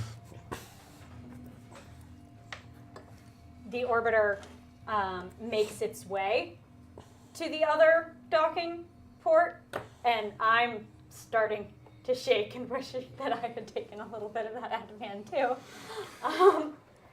And as we come in to connect, that communications Morse from Rose that says they are here starts looping in perfect rhythm with the singing that we heard. Although I am not quite awake enough to see it yet, there are no crafts attached to Ross, not even a point to point. If there is nothing there. How many was that? 3. That was Well, 4. 4. So one more. Okay, so as we're getting jostled around in this airlock, the door's been sealed, but the stresses on the superstructure have started to bend and flex the module. So the airlock is closed for now, but essentially the vibrations are sort of tearing the thing apart slowly. This is the airlock on USOS that you left? This is the one. Well, when the violent depressurization happened, the whole thing started jostling around, and you sealed us inside, right? No, I jettisoned us back out. Oh, I'm Yeah, you sorry. guys are whipping I around misunderstood. outside. Okay. Yeah, we are outside. Okay, we are outside now. Okay, that changes things then. Yeah. And you lost the suit. Lost the suit. Okay. Oh, but I think okay. Give me a second here. Yeah, no problem. Okay, I've lost the suit, but I managed to get enough of my wits about me that I can start activating the EVA thing and try to balance myself. And I see my compatriot spinning out, so I head towards Liam to try and stabilize him so that he's not flying out into space. Okay. And you head out to stabilize him. And we are alive. We are alive. All Only right. barely. So, as you arrive at Rose and the song begins in earnest, though there are no crafts docked on Rose, what you realize quickly is that Rose still has life support. There is still some manner of power operating inside Zvezda Dos 8, which is the service module that you initially dock at.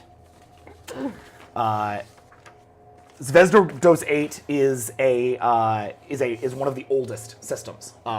It once provided all the critical systems for the entire ISS.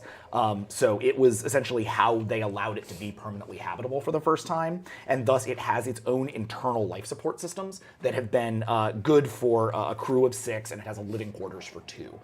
That life support system, which appears to have been rigged at some point by the Russians onto its own internal battery system, is now still running a habitable atmosphere for you here. So you step out and realize that you can actually take off your suits while you're in Rose. Meanwhile, out on the truss, that suit that was sort of falling away from you stops and just and it's there, its arms and legs kind of akimbo, floating, but not floating backwards anymore, as if it was regarding you in the darkness. You'll also note that at this point, the only light that you have seen in space is from the distant stars, which are all incredibly visible considering the sun is no longer there. As a result, that starlight, you can see there is sort of a patch behind it where the starlight is now covered, where it is simply darkness behind it, as if something else were there behind the suit.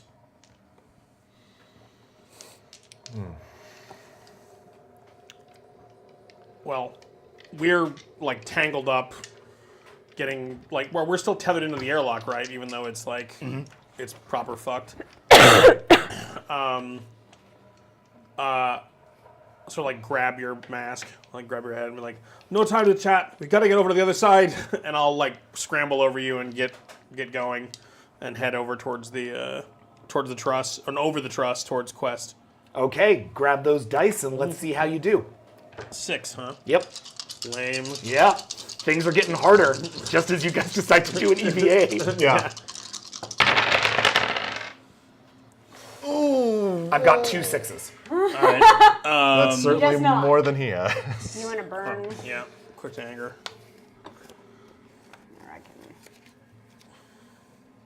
can. All right, we're burning quick to anger, which is Liam's vice, meaning that both Liam's virtue and vice have now been. 1 6. Nice. All right. Which means that it is successful, even though I am in narrative control. Oh, okay. You outrolled me. I did. All I right. got 2 6s. Go for it. You hurtle towards the superstructure. As you do, the suit hurls after you, chasing both of you as you manage your way towards. You were heading towards Unity. Or Quest. You were heading towards Quest, which is the ESP2 airlock. Great. So you're heading towards that airlock, which is actually a pretty easy jump, all things considered. As far as jumping in space is concerned, it's a relatively easy jump. So you leap off, disconnecting yourself from your tethers, and actually head off that way. You're essentially dragging you by your head as this thing chases after you, and there is no sound in space. There's no way for sound to emanate, and yet all around you, a weird hum seems to be going through the void of space, so loud that it is actually emanating some manner of frequency, even though there's nothing to emanate through. This is madness, but there you go. The same intense song now at a deep, deep, deep, deep decibel level that you can just feel in your guts.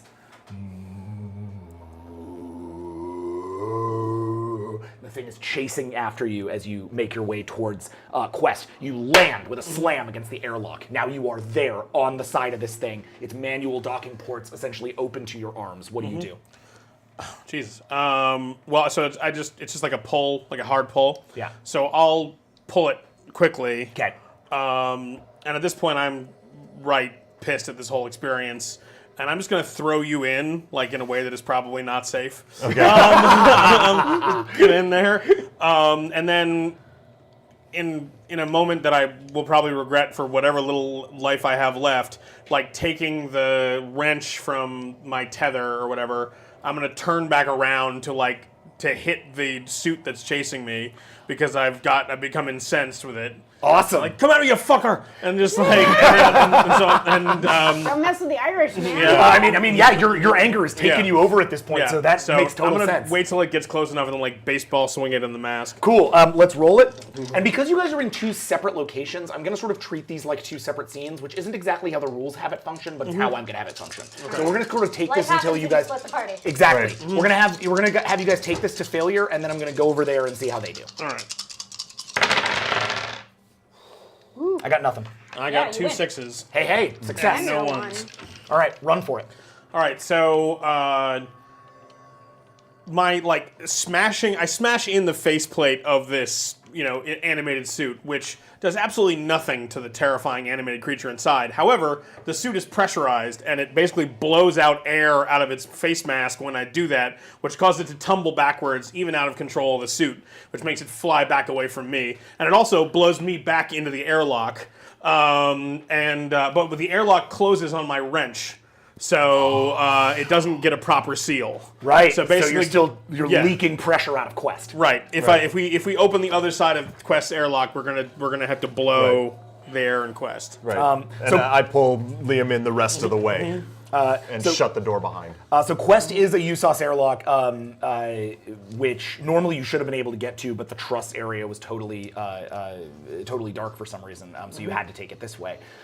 It is filled with United States EMU and Russian Orlan spacesuits. So there are a bunch more spacesuits here great. in this area as you land into them. There is an equipment lock and a crew lock. The crew lock is what has come down, but there's there's a big equipment locker just nearby. You also recognize a small area that looks like a living quarters. This is for before any of you have ever done EVAs, especially as an engineer and as a science educator, you've done EVAs, you actually have to sleep in Quest the night before to get used to a low nitrogen environment and thus prevent yourself from getting the bends. So you see that, and you see that there's actually a spacesuit lying there in the low nitrogen area. As you land in this thing and it is starting to depressurize, you see the hand on that suit begin to twitch.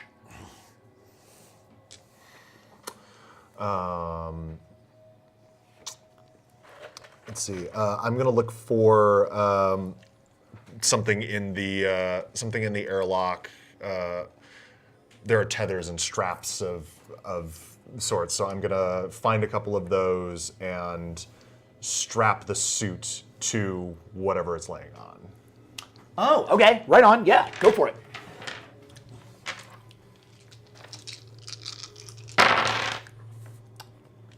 Okay, we got 2 1s. Burn something out. I got nothing though. Okay. Burning down. Yes, I'm gonna. I have my virtue is inventive, so I'm gonna burn this and See about re-rolling those see ones. about re-rolling them. All right. Alan Dorn's inventive nature may be able to save them from this spacesuit. What I rolled? I think I rolled 2, but there's 3 here now. I can't really remember. This was 2. No, you had 3 1s. You know you did have I 3 did. ones. Okay. I got 1 6. And you got 1 6, meaning that, and since I have nothing, that means it is a success. You continue going. So I managed to find a couple of straps and not much, but just enough to sort of crisscross the straps over the body and lock it in place. And as I do, I'm quick about it as I do it, but as I do, it starts shaking and coming alive. And I lock the thing in place just as it starts to get very upset and thrashing around, and it starts screaming. But it is screaming to the tune of the song. Yeah, it screams in tune and on the beat of the song. Awesome. I'm gonna recover and see you struggling with that thing, so if I open the internal airlock to Quest, will it rip the module off of Unity? Yeah, it definitely risks that, yes. All right, so the other option is to try and open the exterior doors again and get the wrench clear. All right, so that's what I'm going to do is I'm going to roll over to the wrench, now when I open this, is it going to? I mean, I know we're losing pressure, but Yeah, it's you're already in a pressure loss scenario. It's not going to change that. okay. So it's not going to throw me out or whatever. Okay. No, especially if you're like well secured, but that all depends Yeah. on your roll. Yeah, we'll find out. Okay. No 6s and a 1. I got nothing. So I can't do anything Lose with that 1. Yeah. All right. So as the door, as you open the door to get the wrench out, you are faced instead with where you once saw that suit. Now there is a darkness, a thing of intense tendrils, sort of streaming out of a single space of darkness that seems to blot out the entire area from the Destiny and ESP1 that you just came from. It even blacks out an area of the truss. You can see it in space only when the space station is behind it. Otherwise, it seems to sort of disappear into the blackness of space. We only see it as the absence of other things. Exactly. But you can see its tendrils now stretching into the airlock towards you. Meanwhile, on the other side, in Zvezda Dos 8, you arrive. Put that off to the side. You arrive inside to find the pressurization sort of static, and you cannot hear anything beyond that deep hum that is starting to vibrate through the whole station. That deep song. I've woken up some. I'm still not. It's going to take a while for the Ativan to wear off, but I'm not completely unconscious. Yeah. There do not seem to be any cosmonauts. Привет. Как дела? Is there anybody here?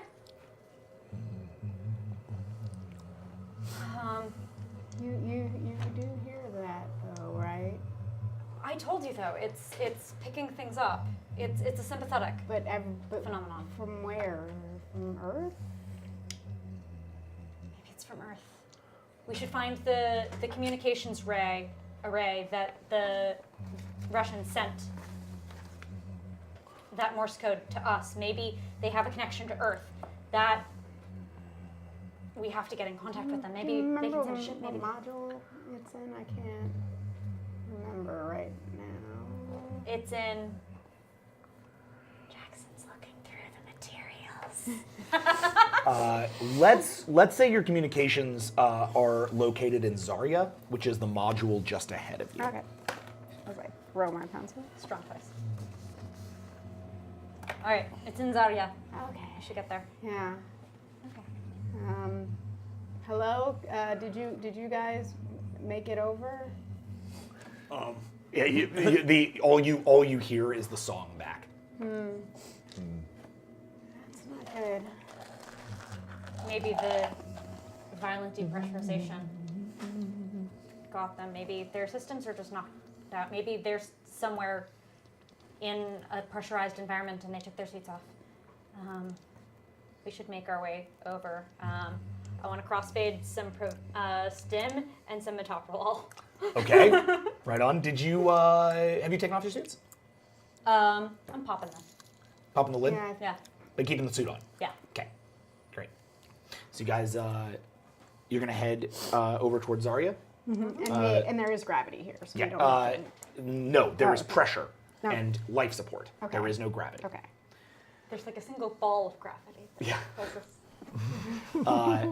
And as you make your way down, you find yourself in the doors opening to Zarya. Zarya is built entirely from like Russian technology, so a lot of the interfaces are completely unfamiliar to you. However, a comm station does stand out because it is actually running that Morse code in conjunction with the sympathetic vibrations of the superstructure. Over and over again, they fear the light. And one thing that you'll have noticed here is that there are big beams of light that have been left by the Russians. Big hand crank flashlights that seem to all be running and like beaming a path to the communications array. Wonder how much longer those have. Well, we still have our hand crank, and that lasts as long as we have hands. But I mean, when did they leave those Well, running? they're all hand crank, or there are some that are battery operated? All of these are hand crank. Those usually fade pretty quickly. I mean, the Morse code first started about, what was it, like 10 hours ago? Yeah. Why are they still running? That's weird. I mean, all this is weird, but The stellar event is weird. I'm sure we'll figure it out. Maybe if we get in communication with Earth. I mean, there's no sun. What's the? We're not seeing anything. That isn't the same as there being no sun. There's an explanation for this. You're an engineer, you're a scientist. This isn't happening. This isn't happening. What's the Sherlock Holmes thing about the impossible? Exactly. The improbable. It must be yeah. true. And the sun going out is impossible. So whatever is going on, it's really weird, but that's what this is. This isn't happening. It could be aliens. The aliens are improbable, but not impossible. They're improbable. Okay, sure. You know what? Not Victoria, it's aliens. It's aliens, so we're gonna. I didn't say it was. Just it could be. It could be. There's a Dr. Pikes does not believe in aliens. This much is clear. These things are true. I mean, You always need a skeptic. Yeah. they are afraid of light. What's they? Is it that dark stuff I saw that wasn't there? I mean, it Did could be. Is it like mass hallucination? I mean, It could be. Photophobia is really common for rabies. It could be some kind of acute intermittent porphyria. I don't think we have rabies. I don't think the sun went out.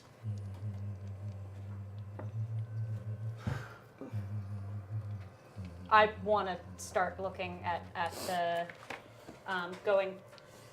You know what? Going through the path All that right. they laid out. Roll it. Looking at the thing. Yeah. What'd you get? I win. 3 sixes. I got 2 sixes. So you got it. No ones. How do they do? So just like there were crackles from the laptop that interface between the BIOS and the strange system that clearly must be causing whatever this is. This is the same signal that's interfering with all of our equipment. The communications ray seems to be up and running, and so I can boot it up, but I'm not the one who can run it. I need an engineer. Are you up? Are you good? I can try. And so groggy with the slightly overdosed Ativan, you step up to the blinking weird communications array to see if you can repair it. It's up. It's running. I Yes. just, But I'm rolling the dice is the problem. I agree. Jody, yes. Yay! 1 6. 2 sixes and no ones. Dang! Wow, you guys are rolling really well. I can't wait to kill you. Keep going. So wait, what am I doing again? We're gonna get signal to Earth. Yeah. So I, through the haze of drugs, I've done this enough times that there is a bit of muscle memory involved. So I am able to attempt to connect. Extra impressive that you're doing it in Russian. That's awesome. I never studied Russian before. I can't remember. I probably couldn't speak it right now, but I can read it. Right. So, and I am able to establish a connection. Okay. And what I am getting back is more of the song. And I'm shining my flashlight back and forth through the module, so it's like a back-to-back kind of scenario.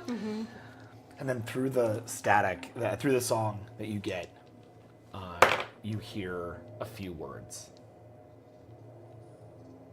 Alone.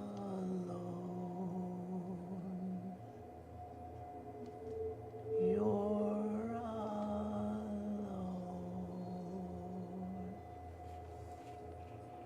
Who is this? All else together, you alone. Victoria, are you getting any signal? Any messages from Earth? It said alone, all alone, but singing. It must have. That makes it better. That's words, though. Yeah, but it sounded like a kid, but then What? a kid, like a child singing, and then And you patch up. Is your moment up? Nope. Not All right. yet. I don't have it yet. All right. So you you listen to it. And the minute that you pick it up, it starts to. There's nothing there. I heard. You said there was a kid. I heard. God. But I don't know if it went from like a kid to like deep, and I don't know what it was. Interference. It said words. Yeah, the signals are crossing back and It said forth, and all alone. Okay. So so that could be something. That could be something from Earth. That could be something from someone else on the station. Down from the airlock to Zvezda, where you just came from, you hear, or down from essentially the airlock, you hear a sound as if the Zvezda port just opened and something were maybe heading towards Zarya. Maybe that's Liam and Alan. How would they? No, they wouldn't be coming They. from that direct. I wouldn't have thought so, but that must be them. The port closes. Maybe- Something is heading towards you. Let's go. No, the other way. Let's go. All right. Back to back. If this is something with photophobia, if it is something with rabies, then you would get altered mental status. They could potentially be violent. Let's take some of these. The hand crank. You want to try to take the hand? You want to try to take them off? Or is it attached to Yeah. something? Yeah, it's creating They're a literally rigged. Path. Okay. But we do have ours. Okay, yeah. If it's rigged, I'm not going to take the time then. Okay. Okay, yeah. But Which way are you heading? Toward Pima 1. All right. yeah, let's start making our way toward Unity because that is the direction they would have Yeah. Yep. come from. And so, yeah. Yep. All right. I'm going through Zarya. I have my hammer down, and I have my light up. So as you guys head towards Pima, behind you, something does in fact throw the Zarya lock open and head in. It is a indescribable darkness. Tendrils reaching out towards you through the various light shafts, and you see that as it hits the light shafts, it actually burns away slightly. The light is clearly it seems to like dissipate the darkness as it does. However, the darkness manages to get a few tendrils around the light through the path, not illuminated, and towards you. So go ahead and roll that check. Me? Either Yeah, of because you. we're back to back. Yeah. And so only one of us was facing the door. Yeah, which one of you is facing the door? We know which one is facing the door, and it's not me. Okay, I so never see things until I die. all right, roll. 2 6s. I am going to burn Panicky. What a perfect opportunity. Because, holy crap, am I panicky right now? Yeah. All right. Panicky's a fun one for horror. Yep. Okay, so Panicky is burned. It's there. It's the... No. Nope. All right, give me one of them dice. Oh, no, weird. Oh yeah. I'll just take this one. Great. Okay, and as the tendril reaches out towards you, grasping onto your light, to the actual like fixture of the light, and pulling it back into the darkness. Wait, the light she's holding, or they're holding? Yes, the light they're holding literally reaches around you and grabs the light. Oh, shit.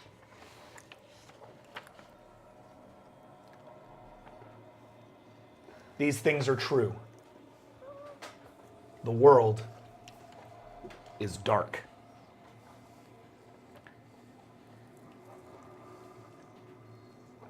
And as you make your way into the truss of Pima 1, the Unity door has been locked, barricaded by the Russians.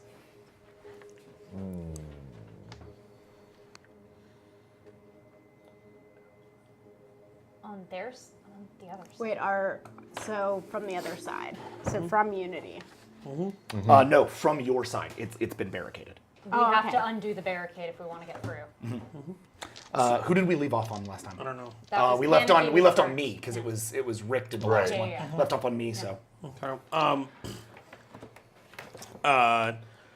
In the airlock, it's entirely depressurized now, and all the suits but the two of us are gone, like falling out the door, and we're just sort of sitting, like literally sitting, like broken dolls in the middle of it, like sort of just either resting or sleeping, as both of us sort of snap to.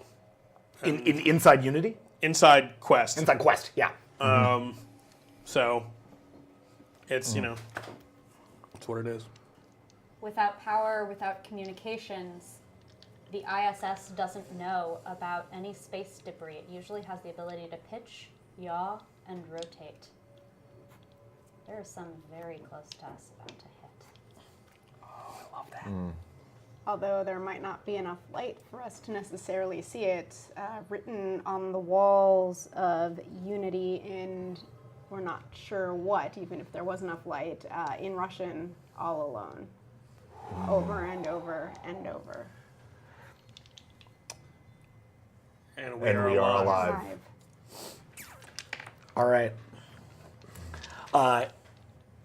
You are looking through the window of the doorway into Unity, but there is a barricade ahead of you. You wake up in Quest, all alone. We're gonna come back to you guys in a sec. We're gonna start here. Okay, let's get through the barricade. Well, Let's start did turning we this on. manage to close the door? The door. Yes, On the that other door. side. Yes, that door has closed. Okay. So, but we have no. But light. but from behind it, It's the blackness. The thing you said I didn't see. It took our light. Okay, so there's somebody on the station. No, it's not a someone. It's a thing How does a thing take a light, with Vicky? tentacles.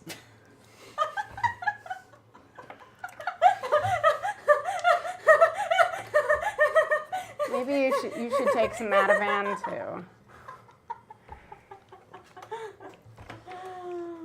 Oh, we're hypoxic. Or there's a contagion on the station someone brought on here. And that's why we're not seeing things. And that's why we're And- seeing things. And hearing, Yep. Audiovisual hallucinations. and that's why we stopped hearing from Earth 12 hours ago. Someone must have sabotaged the station. Whoever this is, maybe it's a saboteur.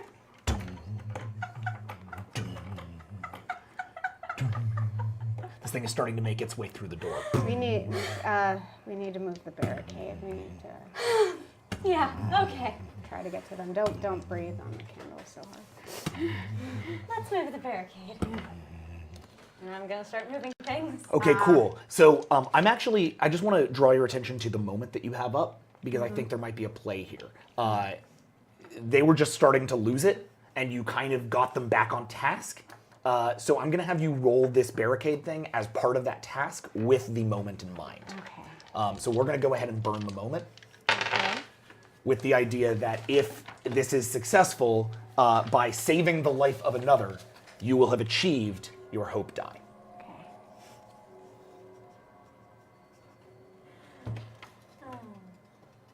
Let it burn for a sec before we... Yeah, it's getting There we very go. full.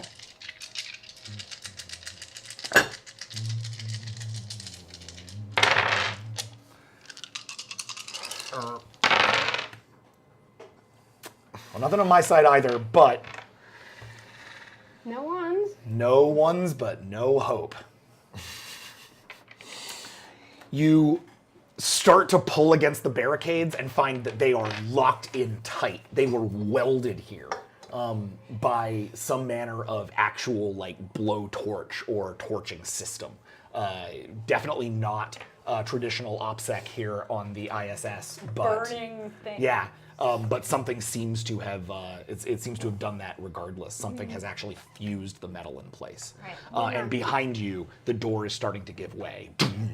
We're not going to get through. We can't. What's there's- wrong with the door? It's they welded it. So we're gonna stop your scene there because that's a failure, Okay. and we're gonna move back to these guys. Okay.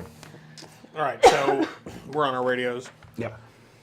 Well, now this thing's entirely empty. If we try and get into Unity, we're gonna just blow it off the whole ship.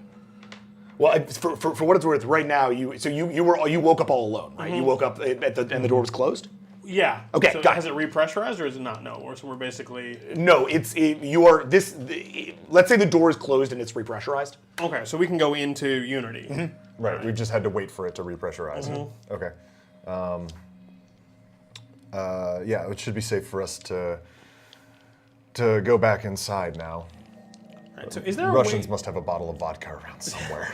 Is there a way that we can send physical goods to Earth? Like, is there like a pod system or something? Why, yes, there is. Okay. There is a cargo spacecraft berthing port Okay. that is right off Unity 1. This is used essentially for the bulk, it's what's called downmassing, which is the bulk sending down of supplies from the ISS. These things are generally not considered good for re-entry for human people, but like in a pinch, if you got some spacesuits and enough, wherewithal, Desperation. and you're lucky enough to fall into the ocean, like there is a feasibility of being able to downmass yourselves. All right. Well, let's go into Unity then. Okay. I don't think my intent is to downmass us, but I definitely need to get access to this thing. Yep. So Okay. we'll head into Unity. Got it. So you. Are there lights in these suits? Yeah, there are lights in these suits. I'll get my lights on in You here. turn on your lights as the two of you head into Unity. Okay. So, Unity is the first US-built component of the ISS. It's made from aluminum, it's cylindrical in shape, and it has a bunch of berthing stations upon which to carry connections to other nodes.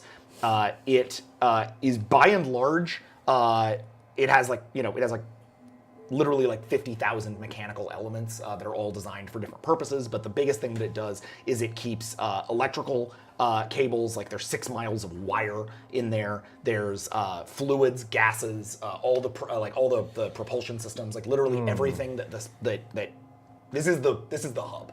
Unity is the place that ties this whole place together, much like its name.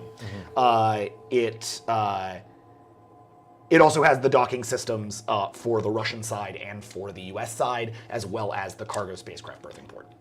However, as you roll in, 2 things are evident. The first is that the walls are covered in writing, and the writing is in blood. Over and over again, in Russian and English, all alone, all alone, all alone. And then over on the side, where the Russian port would normally be, there is a banging on that door. Bang, bang, bang, bang, bang, bang, bang, bang, bang, bang, bang, bang, bang, bang. And there's no pressure in here either. Or there is pressure. There is pressure There's in no life support. No, there's no life support. All right. Okay.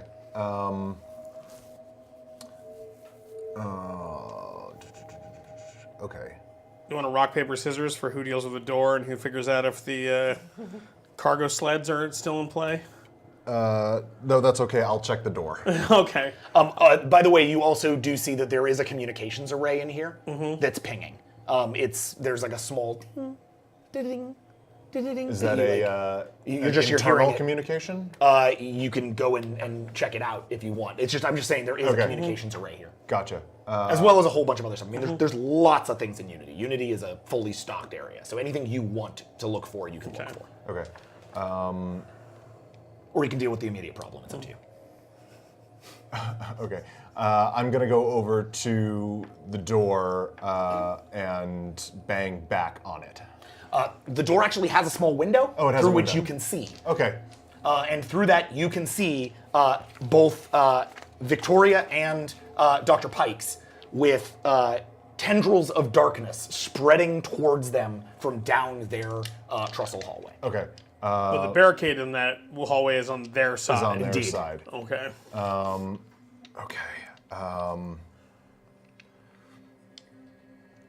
Okay.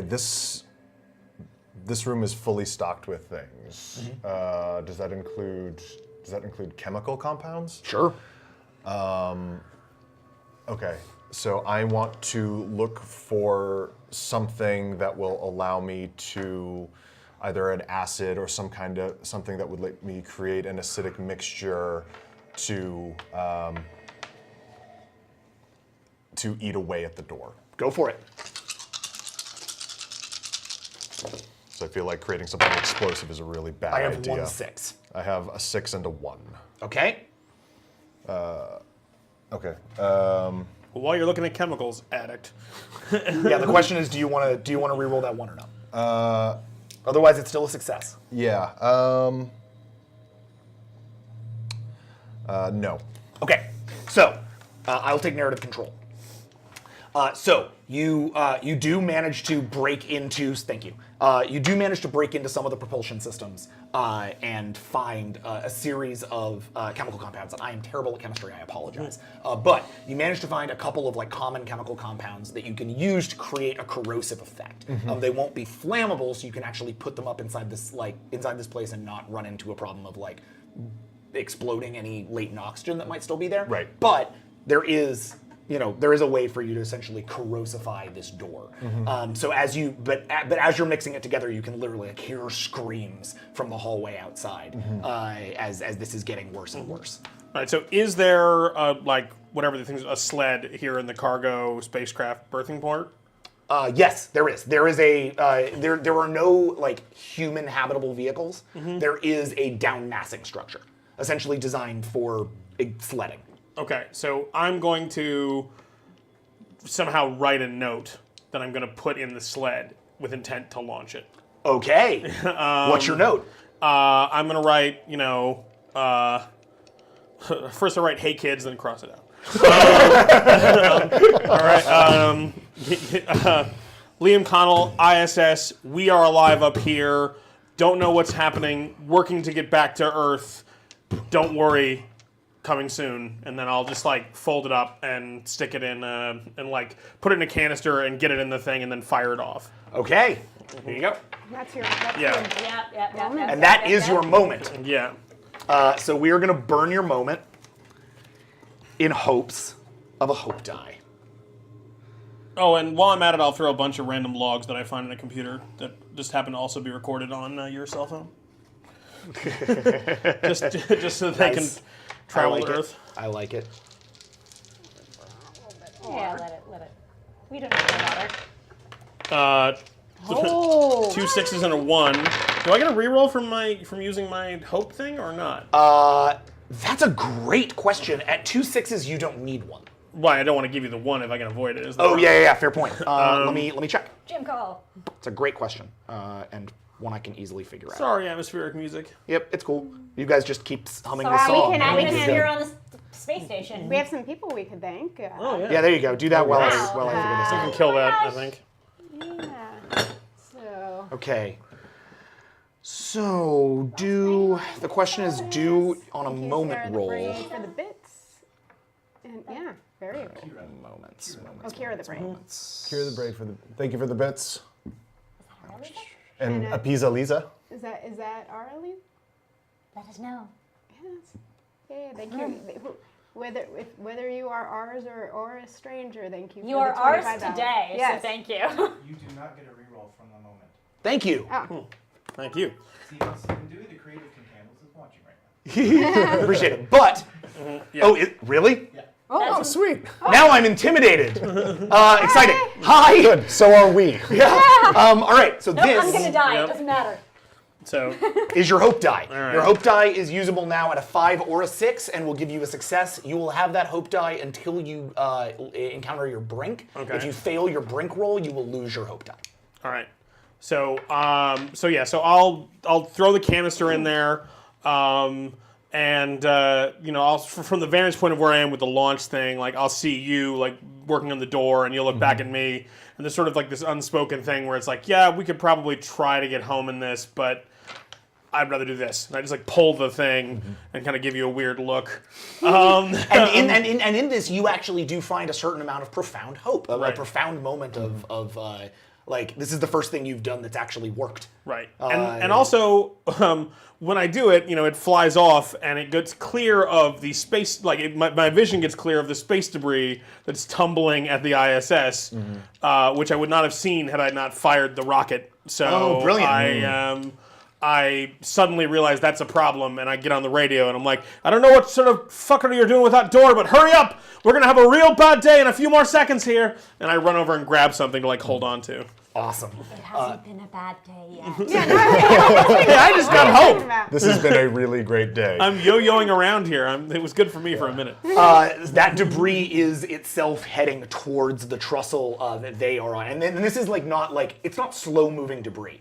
This is going to hit in the next like second or two because when bolides like small asteroids, which is the kind of stuff that this pitches and yaws away from, when bolides are heading towards you, you don't know they're heading towards you until they hit you. So They will just bowl you over. yeah, they're bolide you over. We have sort of half a second before this thing goes down. You have your corrosive materials. What are you doing? I am pouring it on a section of the door as best I can tell from inside where the weakest part of the barricade is, and I'm trying to pour it in or apply it in such a way that it's sort of creating a large enough hole for someone to fit through. And once it starts going, it's kind of slow, and I need to hurry it along. So I actually try and spread it further and peel open the door even more with my hands on the suit, and it starts corroding the suit around my hands. Let's see how much it corrodes your suit. Go ahead and do that roll. Ooh, 1-6. Yes. Succeeded. You succeeded. I succeeded. Yes, but I have narrative control Yes. unless you re-roll that one. Unless I roll that one. But even there, the chances, it's a 1 in 6 chance. Right. I'm just trying to think how to make addict play into this. Yeah, there may not be a way, but ultimately, addict can lead to a lot of different things. It can be your amount of actual dexterity control. You can be jonesing. There can be a sense of your mind going somewhere else. Right. Or there can be a sense of determination. That's Addict desperation. Yeah, Right, exactly, addict. like That's what I was desperation. thinking. Is addict because desperation. I have the Vicodin. Which I know. Yes. If I save you, I'll Yes. save you. Yes. But I will save the Vicodin. I love this. He's not trying to save his friends. He's trying to save the Vike. Right. Yeah. Because Yeah. what is more important to me at this moment? Oh, So there great. we go. All right, here we go. And as your vice burns away. And your suit burns away. Yeah. Oh no! No. Don't be an addict, kids. Yoink. Don't do drugs. Taking that one. Oh man. Leaving you Those guys with make 2 you dice, roll but it is still a ones. success. You shove your hands into the acidic compound to open up the steel, and it does. It actually does open up the airlock area. But as it does, it corrodes away on your suit and begins burning away the flesh on both of your hands. Your hands begin to smoke and burn. And char. The pain is intense and overwhelming, but you've actually felt a lot of pain in your life because you've had, this all started as a painkiller addiction. You had really, really intense pain after an accident you actually had a full, you were up here dealing with one of the like a Hubble sort of telescope area, and you had a piece of debris that went wide and knocked your shoulder and dislocated your shoulder. And for weeks afterwards, your shoulder required an enormous amount of painkillers. And so you've basically, ever since then, you've been a painkiller addict. Right. So you're just forging your way through the pain, but your hands are slowly becoming unusable. Your fingers are starting to go. It's getting down to the skeleton. And you can see this on the other side as this begins to open its way towards you. Meanwhile, While I'm doing this, I'm screaming in pain, in tune with the song. yeah! And then and then kaboosh, right through the trestle through which the two of you are heading away from the darkness. As this door opens, bolides, literally pushing giant depressurization holes in this thing and tearing it asunder. The entire side of roast that you just came from begins to spill away from you as you hold onto the sides of this thing for dear life. The two of you are still up. So I'm going to run over, seeing that your hands are now useless, and I'll take one of the tethers off my suit or whatever, and I'll just basically grab you and tether you and connect you to a wall, and be like, think well of me, and push you out of the way so I can get to them and try and pull them in the door. Okay, so first let's roll for saving Alan, then we're going to roll for saving Victoria and Dr. Pikes. No dice, literally. Well, Cool. Me neither, but that doesn't yeah. matter. All right. but I keep my hope. Yep.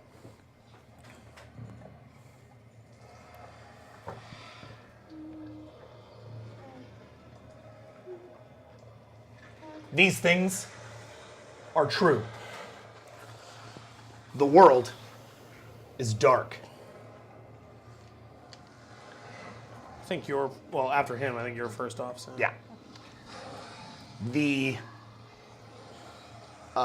Dr. Pikes and Victoria grab onto your arms, and you pull them through into the into Unity. Unity is losing pressurization almost immediately from station starting to not be there on the Russian side. The darkness that was chasing us goes into Victoria, but no one sees. And we are alive. I feel like you were about to say, and we are fuck. Maybe. Give it about Both things can be true. 3 more candles. All right. So we still have there's a communications nodule in here we saw earlier. Indeed, but first you're dealing with a pressurization problem. So yes, as the darkness heads into you, there's a moment of unclarity, and then you're back. But now everything you do, much as you've seen now, and the two of you sort of feel a connective tissue here now, seems to be timed to the song. It all feels as one between the two of you. Suddenly you feel like you know Alan a lot better, and you have a little bit, like 1/100th of a percent of you is, or 1% of you is suddenly jonesing for Vicodin.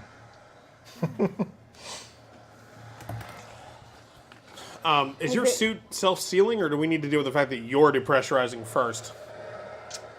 Let's say that I'm going to say that the acid, while it has burned most of his hands away, has also essentially burned the suit to the degree that the suit is fused to itself. All right, so the broader problem is that the ISS is going to crumble into dust if we don't do something about it. Right. Yes, and now Alan can do nothing involving his hands. His hands look bad. Do you have anything that could help him? I have the burn kit. That's part of the surgical kit. Hey, nice. And also, I would absolutely be giving him the Vicodin right now. This seems like an appropriate time There for is it. no time more appropriate than when acid has eaten your hand. Yes. So I'm trusting Liam and Victoria to deal with depressurization. Got it. So let's I roll. can't do. So let's roll for squat that about first, because without that, there's Yeah. no way to administer the Vicodin. Maybe you should roll. I can't. So what do we have to do to so we're losing pressure? Is there an emergency airlock near this door that I can shut? Or is the thing we Honestly, burn through the emergency best airlock? move for you guys right now would be to get the hell out of Unity, because you've essentially blown one of the primary doors to Unity, and there is no backup so system we on need to that head to door. We So need to either head you're to constructing Tranquility. a door in 0G during depressurization, which is insane, or Tranquility. you're making your way to Tranquility. Is the Alright. communications rig in here or something that's portable enough that we could take it with us? No, but Tranquility is a U.S. node, which means it will probably have some manner of communication. Okay. We need to get to Tranquility now. All right, so we'll take lead in basically pushing the two of you as you're sort of getting ready. We'll let you concentrate on that, but we'll push you out the door through the airlock, and then we'll get through and seal it. So we'll take the roll. And we're going through so quickly, and we just sort of whipped through, that I didn't see any of that blood writing on the walls. Gosh.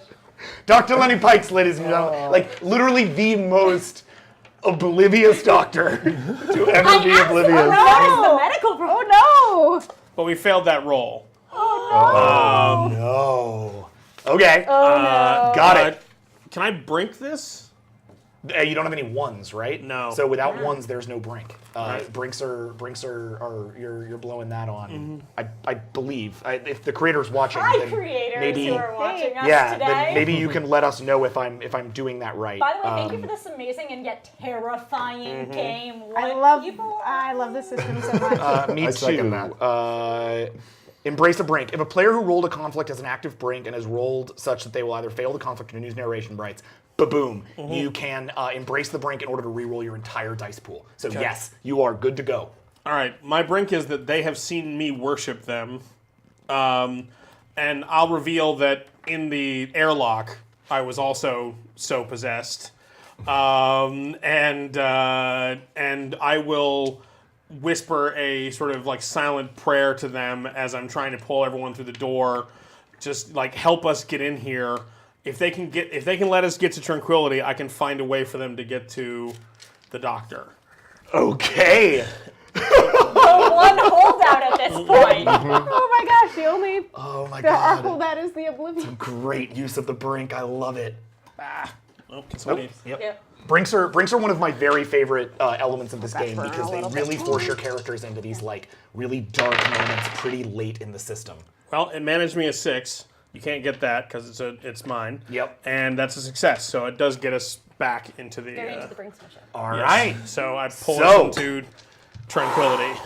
Using your brink, which is your last thing to burn, you've now embraced your worship of them, which you've been privately feeling ever since the sun went dark, and you pull them, all of your crewmates, into Tranquility.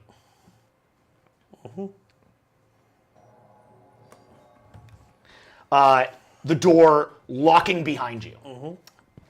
Fun fact about Tranquility. Tranquility is the waste life support recycling function aboard the ISS, meaning it has its own water supply and its own oxygen supply, designed entirely off of waste renewal. Waste has actually, there's more, especially because there were like 12 of you even just on the US side before this went down, waste is actually very high on the ISS right now, meaning that Tranquility still has life support. It's not gravity pressurized in any way, and most of the ISS, for what it's worth, isn't. But this, in fact, I don't think any of it is. I don't think there's any artificial gravity aboard the ISS. There might be. I don't want to say that, but I don't think there is. No, that I would don't be, believe so. That would be incredibly complicated to require. Exactly, right. I don't think there's the anything whole like thing that. would have to. Yeah, it'd be No. so you head in there. There's no gravity, but there is enough oxygen that you could take off your suits. It's limited, but it's there. We should if we can, because we want to save whatever the suits I'm have. going to need to because I'm about to do a Can like, we relatively even- So simple they intervention. strip off his suit and strip off their suit. Yeah, because Okay. I have to use my hands. Yeah. and I'm at those least suits going are to not take friendly off to the them. helmet, so I'm not using the suit's oxygen, but I'm leaving the rest of the suit on so I can just Yeah. pop the helmet back on really You're quickly. looking much better. You look much calmer. I, Less groggy, I but think the adrenaline pushed out a lot of the out of hand. At the end of Tranquility, there is a, because this one really sets right off to the side of the ISS, there's a, what looks like a sort of cone. You've actually probably seen this plenty of times because it's where they do a lot of observational stuff from space. But it's a cone with a lens at the back of it, and that cone is surrounded by windows, and then the lens is actually a window itself, but a little bit more projecting. So, when you're looking at it, you can see space, Yeah. stars, and the dark Earth below. You always hear about them like sitting up there and hanging out. Exactly. This is the Tranquility. This is the Tranquility in Tranquility. I am immediately drawn there to look below and think of my kid. There's no time for looking at the dark earth. You got a surgery to perform. All right. So you're trying to just stem the burn? So what I have with me are burn bandages and wound care equipment, and obviously the pills that I can pop into Got the it. band. All right, here we go.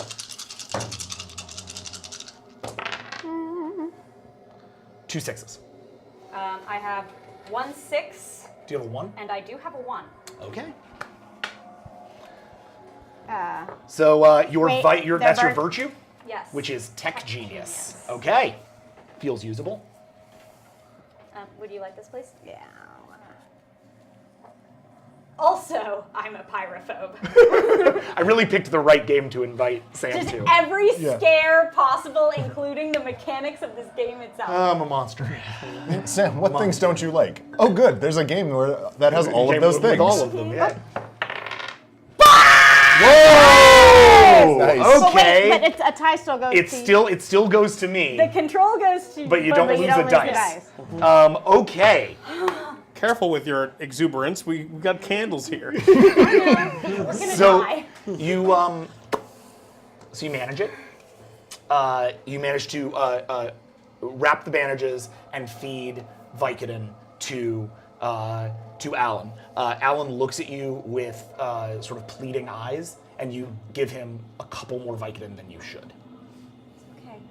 It's okay. Can I have one of the cards? Of course. Thanks. Are you okay? Yeah, I think I'll be okay. Did you see any? Well, any relatively speaking.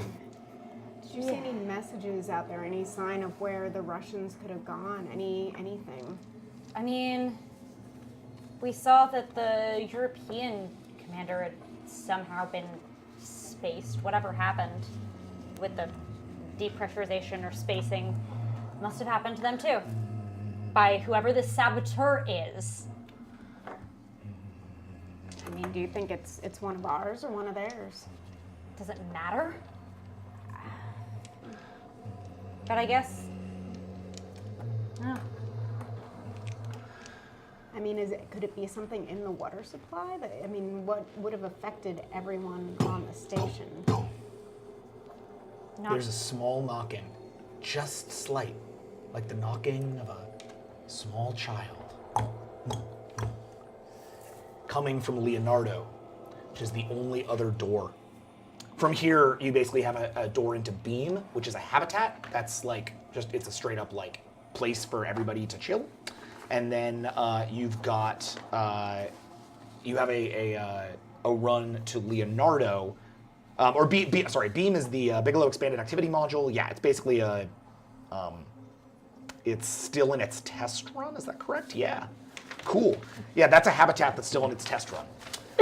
So it's a living space. Yeah, and then on the other side Or a is dying space. Leonardo. Other side is Leonardo, which is a cargo bay. This is coming from the cargo bay. Could someone be hiding in there? certainly could be. I know that we cleared through things, but someone could have been playing switcheroo. I mean, we we cleared were we looking. cleared through our side. This is our first time over on ROS. Well, this is still this is USAS. Oh, okay. So wait. you would have Yeah. been here on It's occasion. not quite halfsies. Yeah. Okay. It's not quite halfsies. I had that Got it, wrong. got it, up got front. it. I apologize.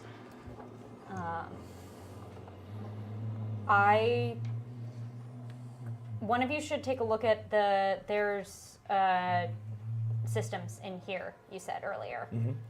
We need The to keep communication. trying to get into contact, trying to find out what's going wrong on this station. I will see if we have any equipment that's useful. So you're going to search. Somebody else want to look at comms? Comms is sort of your thing, isn't it? I can do it. It's either of you. So you go first. I actually probably have like a comms rig in here from where I broadcast down to Oh yeah. kids. That makes a lot of sense because you'd be sending stuff from Tranquility all the time. That yeah, makes a lot of probably sense. with the like cameras with the backdrop of Because the it's the most photogenic. of the cupola. Yeah. So I'll see if I can get any of my rig working. It works on a separate circuit, I imagine, for convenience of game. Works for me. I I got 2 6s. got 3 6s. Wow. No 1s. All right. So So you're looking for a communications rig back to Earth. You pick up a signal, all right. and it's it's just a small voice. Hello. Hello. I'll put it through the overheads. Hello. That sounds like what I heard before. And you recognize the voice. Annie? Annie, is that you? It's Annie. Yes. Oh my God, sweetie! Sweetie, you're alive, you're all right. Oh my gosh, where are you? Are you okay? What's going on? So alone. Where's Julian? Where's Mama? Mama's here. You're alone. I know, sweetie, it's okay. I'm gonna get back to you. I promise, whatever I have to do, I will get back to you. Roll. And burn your moment for that hope die.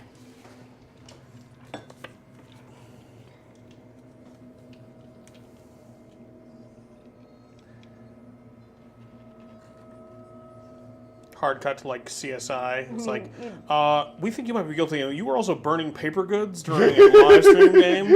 What did those contain? Yeah. You might need to empty that. Yeah. Yeah, pretty soon here. It's making itself a little pyre. You know. Oh, yeah. All right.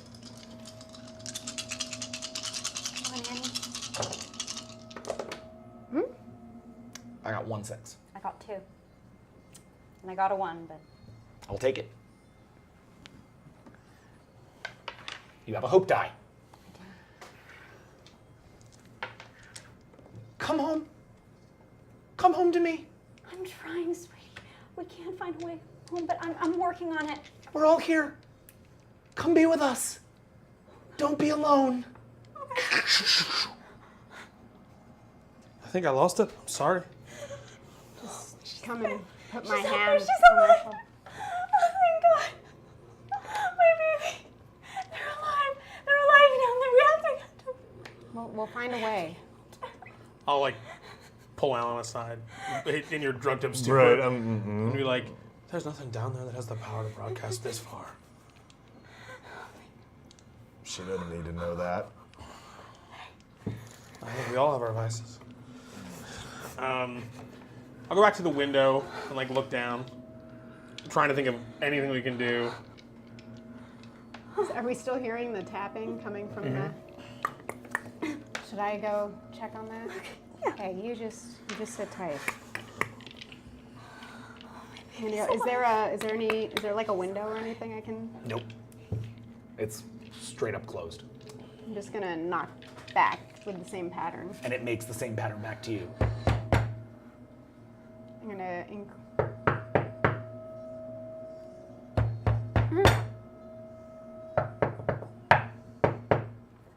Who is it? Boom, Boom!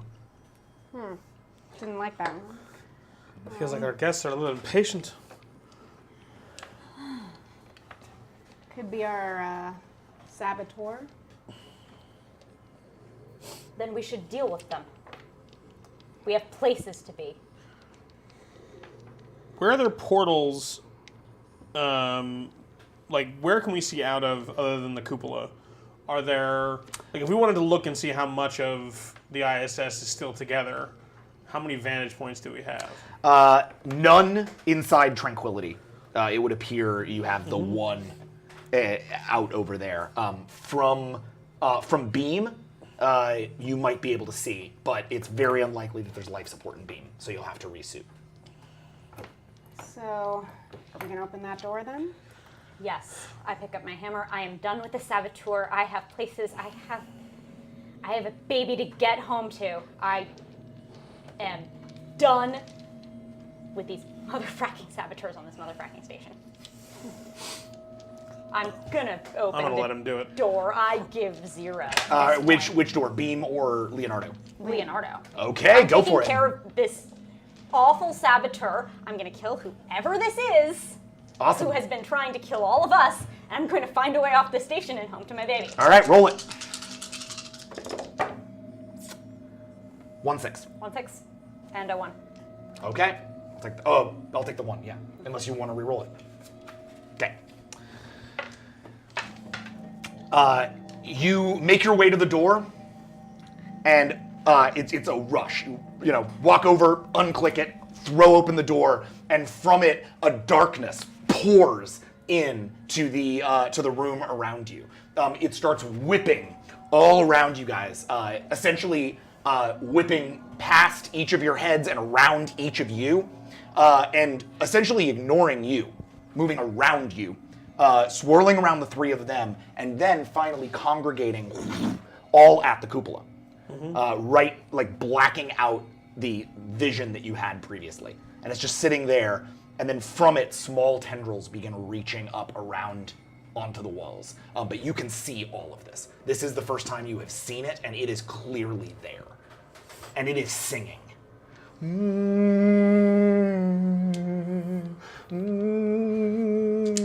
The other three look like they're enraptured.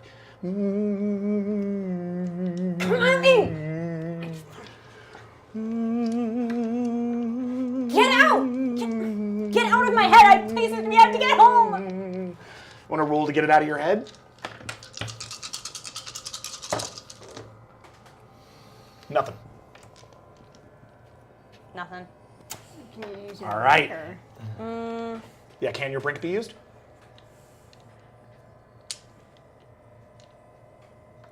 Yeah. Okay, tell us what your brink is. I've been hoarding resources for myself. When we went through the sealed off Unity, I grabbed that non-OPSEC welder. Oh my god, okay. Got it. Fair enough. It fears the light. I'll give it some light. I love it. Okay. Let there great. be light. Don't burn the brink if you got a success. I got no successes. Yeah, there were no successes. Okay. Successes were not happening. No. But they haven't re-rolled yet. No. If you succeed on a brink roll, you keep it. Is that how it goes? Oh, is that how it goes? I believe so. Okay, Oh. I I thought. don't think you should have burned your brink. Oh, all right. Well, Section 1 have it as we did that We slightly are wrong. going to die. Still got this, and I'm gonna keep it. Yeah, I hold on. I'm just gonna make sure I understand what's going Well, on. I mean, you can go ahead and Yeah. roll. Yeah. Yeah, I see. Yep, I see. Oh. I see. Yep.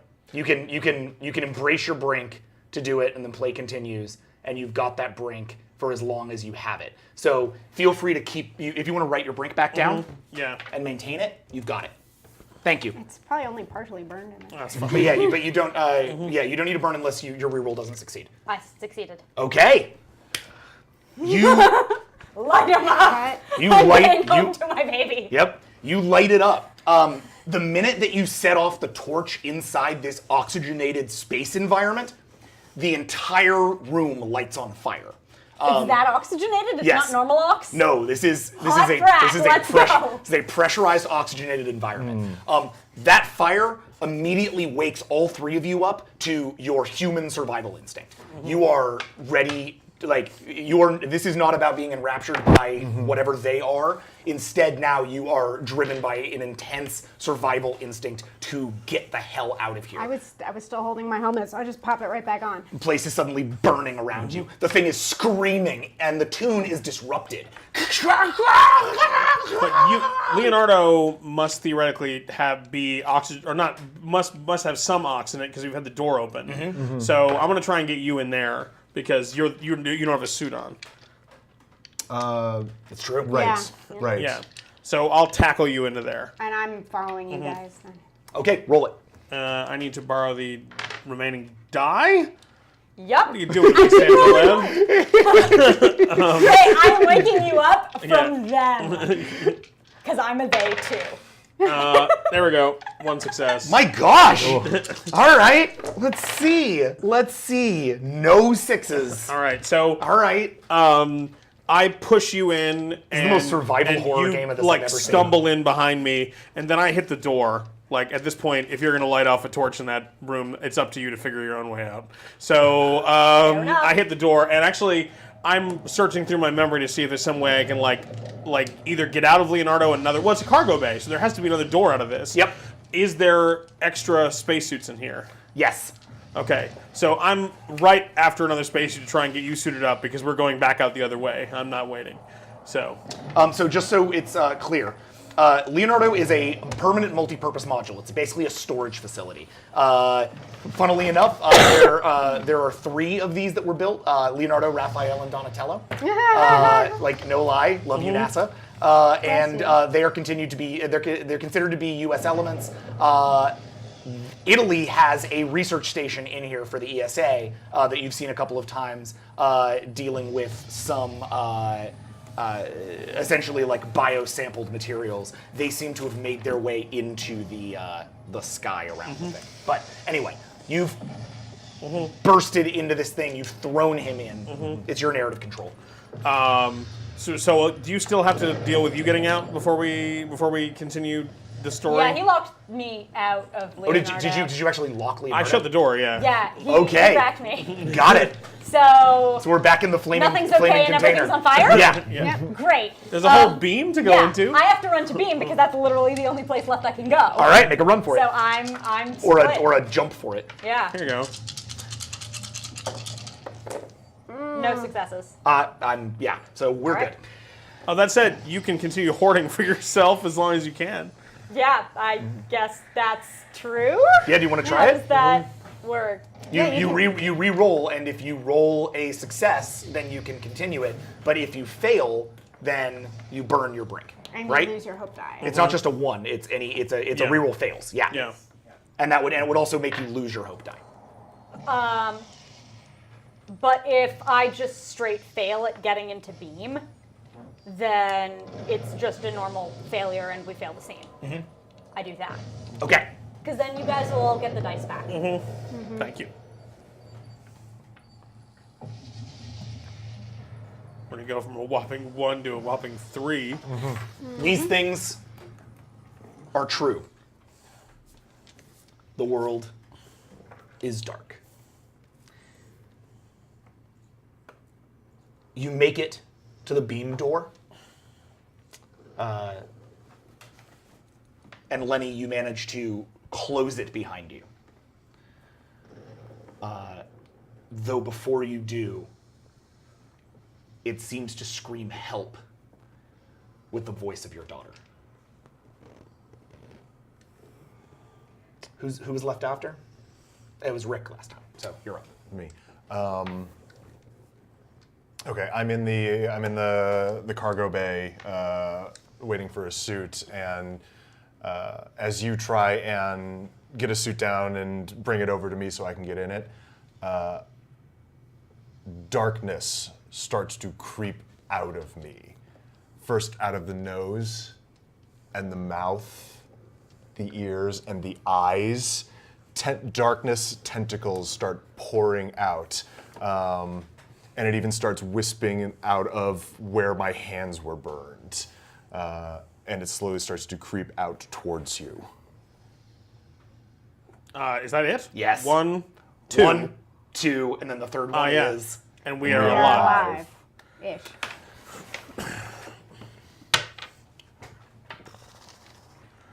I'm gonna leave this to Jody's purview, what we do in this room. I mean, how broken is the spell for us? Pretty broken. Okay. For you right now. For Alan, it's a little different, and we're going to get to that in a second. But first, I want to... Holy shit.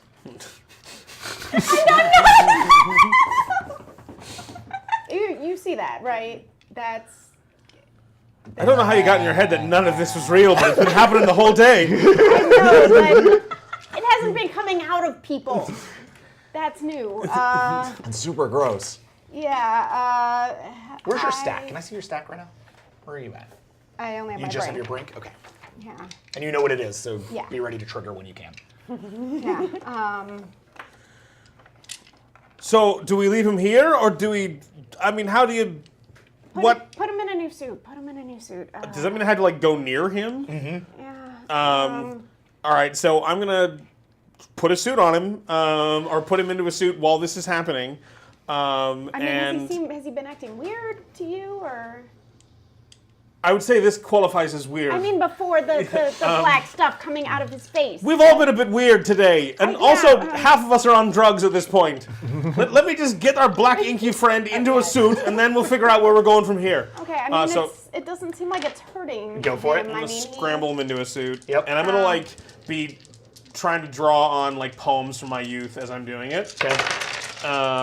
To 0 successes, but I'm gonna burn my brink here, or risk my brink. Yep. You're embracing your brink. Right. So I'm trying to like, you know, I don't know, like say something like the oath to the haggis or something, but instead I say this. The oath to the haggis, Yeah. a traditional Irish dish. I mean, Which is a Scottish dish. Yeah, I know. That's my. Very good. That's the point. I'm a fan. That's the joke.jpg. Yeah. so instead I end up saying like free associating poetry in praise of the darkness.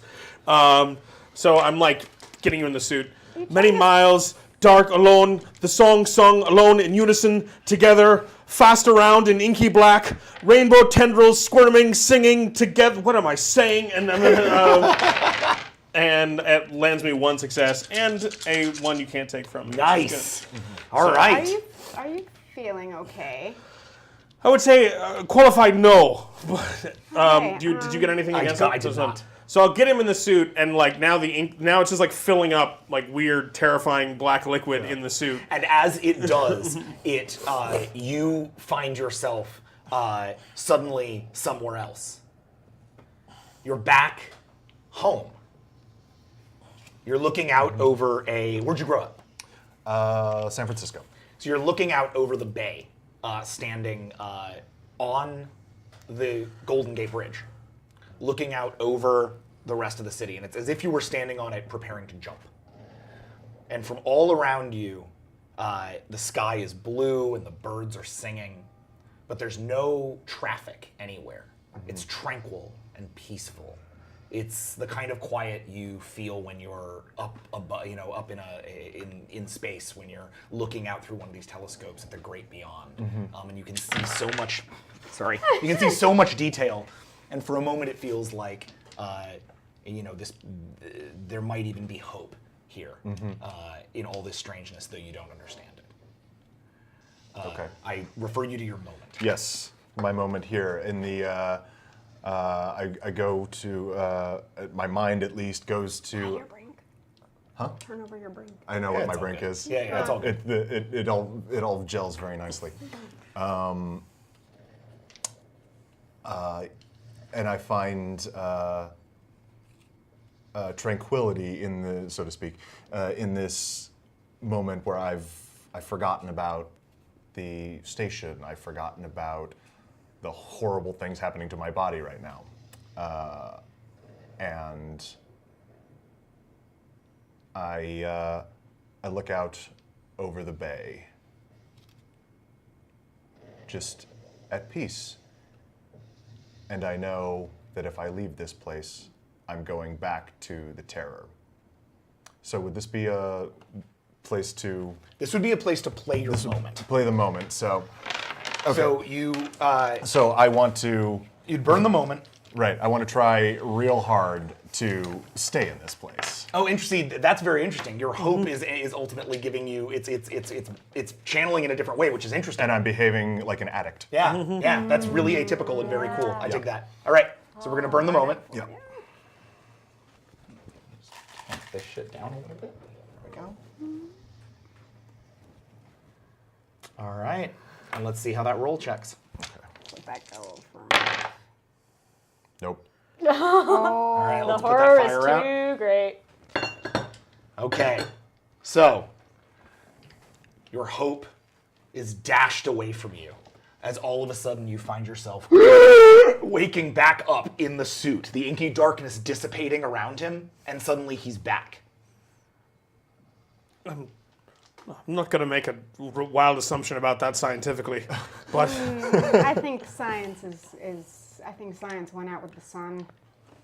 tranquility's fucked. So the only exit is that way, and I'll point to like the cargo doors. I don't know where we go from there, but I don't know. Is there, I mean, we could get to Kibo maybe, but I don't know what. is the orbiter still docked at Zvezda? Yeah. thing that was Yes, But Zvezda's not there yes, anymore. but Zvezda is currently Is kind current- of falling off from the station into the darkness. Or re-entering orbit. Okay, so Yeah. that's not an option. I mean, if you wanted to leap for it, it might be an option, but that's a hell of a leap. We don't have enough dice left for that. we may not have many options except for that. Exactly. yeah.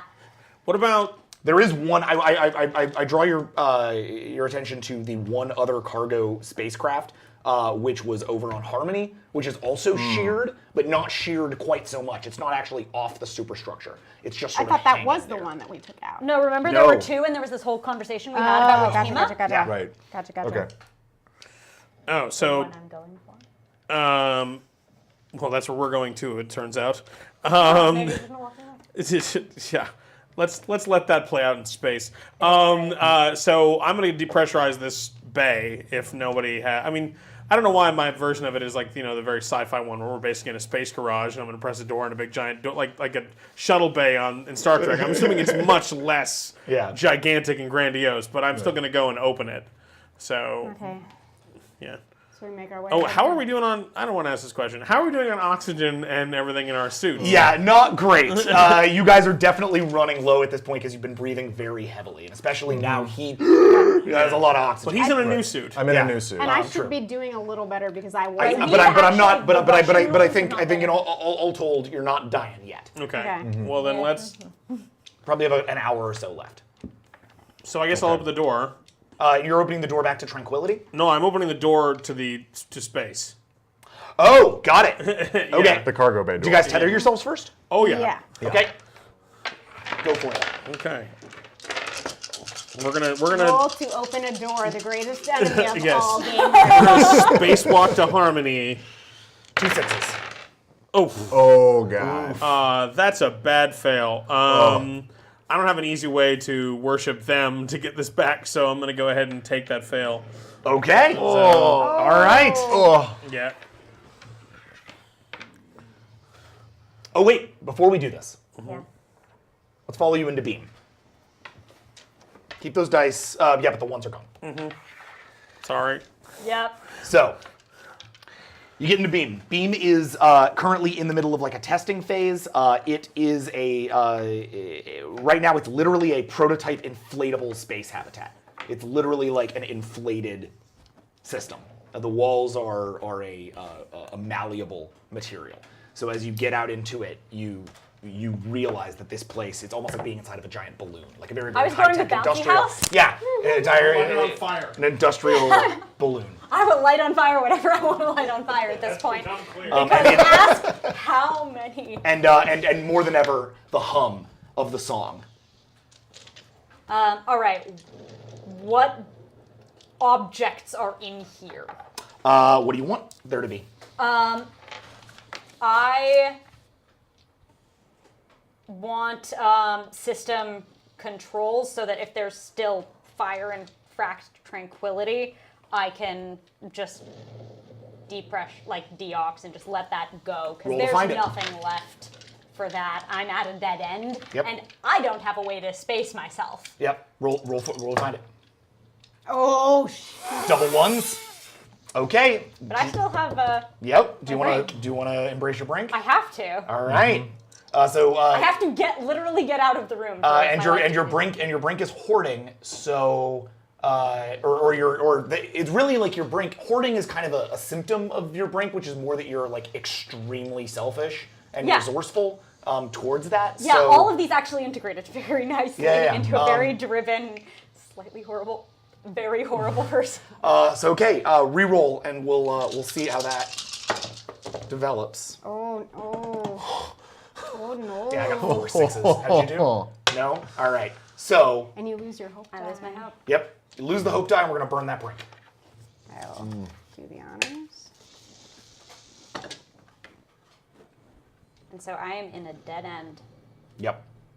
No way to get back to Annie. Nope. No way to get back to Julian. Nope.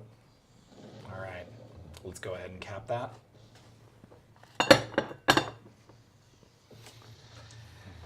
Do we need to wait for Sax to come back? Yeah. I'm going to wait for sex. Cool.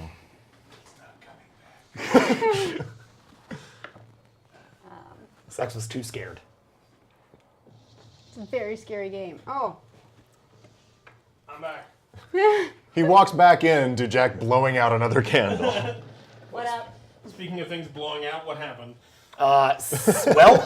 Dr. Lenny Pikes tried to use the systems inside of Beam to see if they could deoxygenate or space the fire from Tranquility. Instead, they rolled nothing, so they embraced their brink and attempted to manually impact the balloon system that they were in at Beam into Tranquility, literally like shoving themselves up against the wall over and over and over again to try to break this habitat away from the station and over onto the thing to try to knock both of them out and maybe see if she could like break the cupola or something.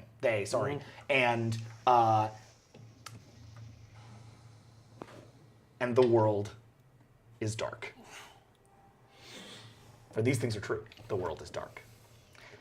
And as Lenny Pikes throws themselves against the balloon does not snap towards tranquility, but rather away, breaking off of the ISS and tumbling towards the Earth, away from the ISS, with Dr. Lenny Pikes trapped inside. While you're at it, what happens in the? I'm gonna sort of futz the rules a little bit and have one of you tell me that. Who was the last one? Who the last? Me. It was just the one. Yes. Person, So Right. Sax, All right. you tell me.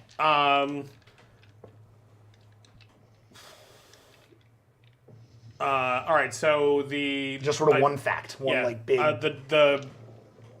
We successfully open Leonardo to the vacuum of space, and we're all tethered, and that all makes sense. Except that a bunch of cargo in Leonardo also gets thrown out, which cracks Liam across the faceplate, literally cracks. And I've got like some serious atmospheric leakage, and I'm also a little bit jumbled by the whole thing. But I will say that much like getting out of the fire, it has sort of thrown me. I'm again one step removed from the like inherent mind fuckery of the darkness for a second. and We are. We are alive. okay. So, as you tether out into darkness and as you see the beam just start to fall towards the planet, Holy shit. you also see tendrils of darkness from all across the station, seeping out through every cracked. And you can see now that you're outside the station, like the station is a wreck. Rose is basically gone.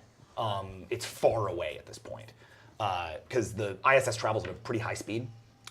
So it takes about 90 minutes to rotate around the Earth. So you are, even if it's only been like 15 minutes, it's been quite a long time. Rus, you basically can't see it anymore. Most of USOS is a total wreck as well. You are left with a very small amount of habitable area and the trussel. Is that point to point still there? The point to point is still at the other end of USOS, yes. Okay. But tendrils from all across the thing are starting to make their way towards it. And some of them are starting to make their way towards you. And all across the trussel, you can hear, you can feel the humming. The humming is louder and louder and louder the closer you get to Earth. All I want to find in Beam right now is a radio. Okay, roll for it.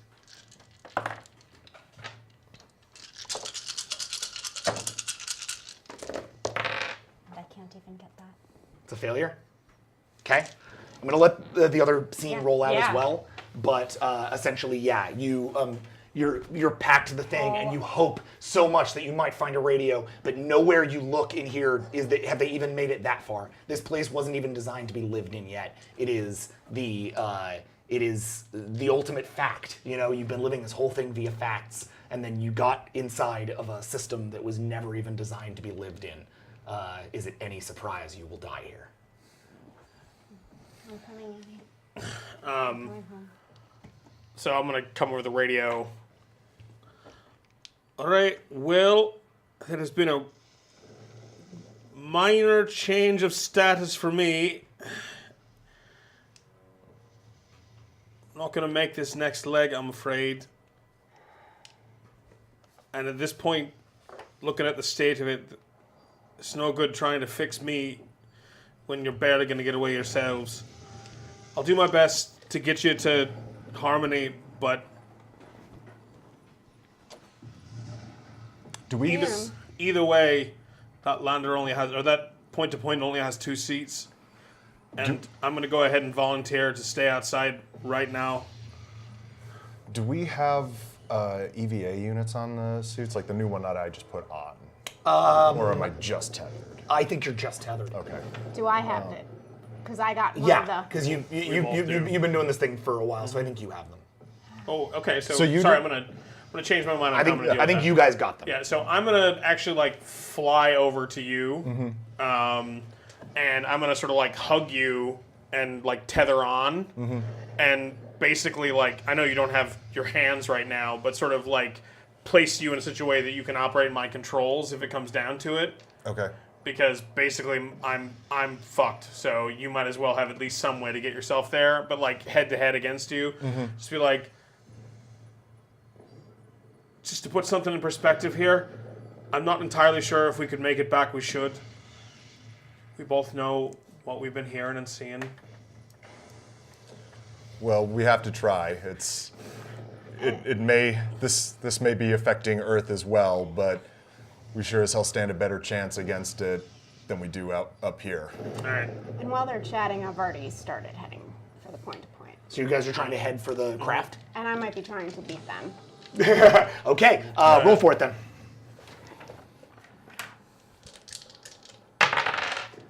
Ooh. Yep, I've got 2 6s. I got 1 6. Great. So, but so that's a success, Yes. and I've got narrative control. You're trying to beat them? Yes. You do. You make it over to Yusuf, dodging tendrils of blackness as you come, and as they pass you, you feel the song. You head in and you land against the outside of this thing, and you're on top of what was Harmony, right? Harmony's kind of broken open, the atmosphere's completely gone, but it allows you an entrance into the area that the point-to-point was previously docked in. So you're able to sort of sneak around to the back. Because this is the point-to-point. You guys left Harmony on the point-to-point. You have the cargo berthing split. Yeah, this platform. is- That's this what you're not looking for the... Pima 3 Yeah, you have cargo. the Pima, yeah. Right. Yeah, so I'm you're going trying to to- get into the cargo spacecraft. Oh, okay. Yeah. Okay. So you dig down and you get to the door of the cargo spacecraft. And you are there now. Okay, I'm going to open it. Okay, try to open it.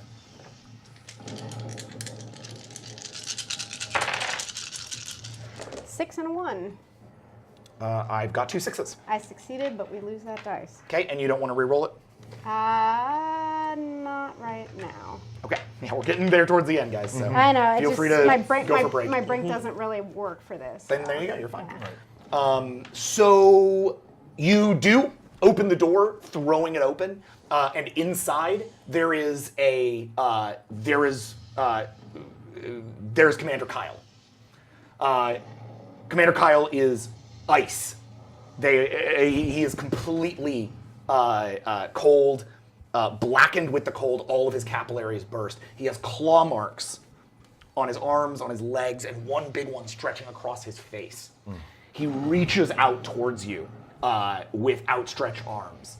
Alone! He's like, and you can't hear it, but you can feel it. Even though he's completely depressurized, and yet somehow he's still moving towards you.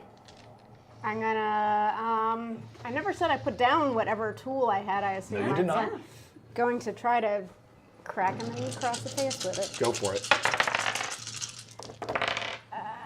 Failure? Yeah, but I'm gonna use my brink. Okay. My brink is. I have seen you hurt someone here on purpose.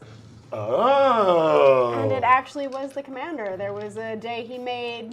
It wasn't necessarily like, like an inappropriate thing, but like I was having a bad day. I read it as inappropriate and I punched him. And he was kind enough to not, report it or write me up or, he kept it quiet. But, so I've hit this guy before. Okay. Hit him again. This time he actually does deserve it. Oh, nope. Nope. All right, let's burn that brink. No hope to lose, just darkness to embrace. That's good. We can just count it. And with that happening, you reach out towards Kyle to punch him, and Kyle grabs your fist out of the air and begins burning the capillaries on your arm, stretching the darkness up your arm. Sorry, ears. Sorry, headphone users. I'm not sorry. It's also like an awkward scream. Just screamed everything. What was that? The sound screamed. Oh, yeah. And here we only have one candle left, which means we only have the one thing to say.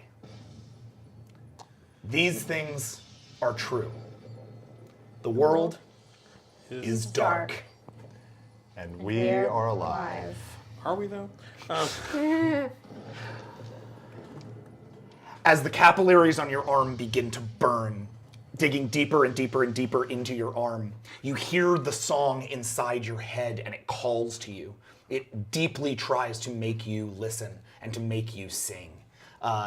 Heads up, because we are in the last round of this, any failed roll, and you guys will each be able to fail, any failed roll does not mean the end of the scene, rather it means the death of your character. And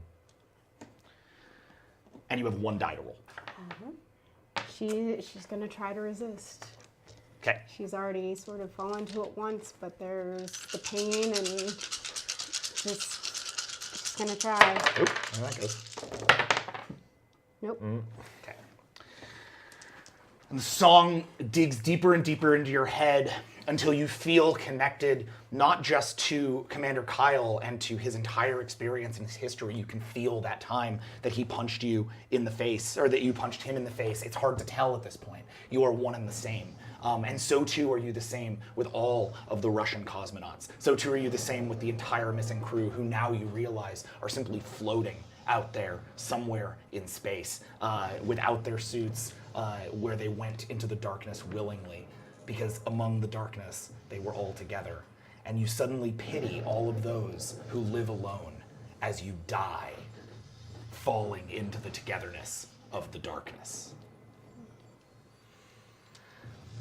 You two were just heading through USOS, heading above the superstructure. Right. What do you do? The tendrils are sort of, all moving around you. We're basically trying to do the same thing she just did. Get to the cargo spacecraft. As you're getting there, you can see the spacecraft is literally, like, that whole area, the darkness has started to crack it apart, and it too is falling apart. The ISS is now, all of the major trussels are all, other than the main superstructure, are just cracking and crushing, falling apart, as if being hit by invisible bowlines. There's no way out of this. It's done. It certainly looks that way. It's been nice serving with you. Yeah, you too. I was really hoping we could go get a beer sometime. I guess that's not happening. All right, well, I guess I'll see you on whatever the other side is. And I'm just gonna push off from him, like, physically, so that I, like, tumble back into space and he tumbles into Earth. Wow. And if it doesn't seem like I'm gonna die fast enough, I'll take my helmet off. But for that, I'll just. Go ahead and give me a roll. No dice. And you take off your helmet. And as you do, and as the darkness enters your mind, you feel connected to your ancestors in Ireland. You feel like you know them all by name, by touch, by feel. You see them staring up to the sun. You see, going back far enough, some of them worshiping the sun. You see and feel the heat, even as your body is embraced by cold. And in it, you hear a voice that to you, you suddenly realize is the sun. Together, no longer alone.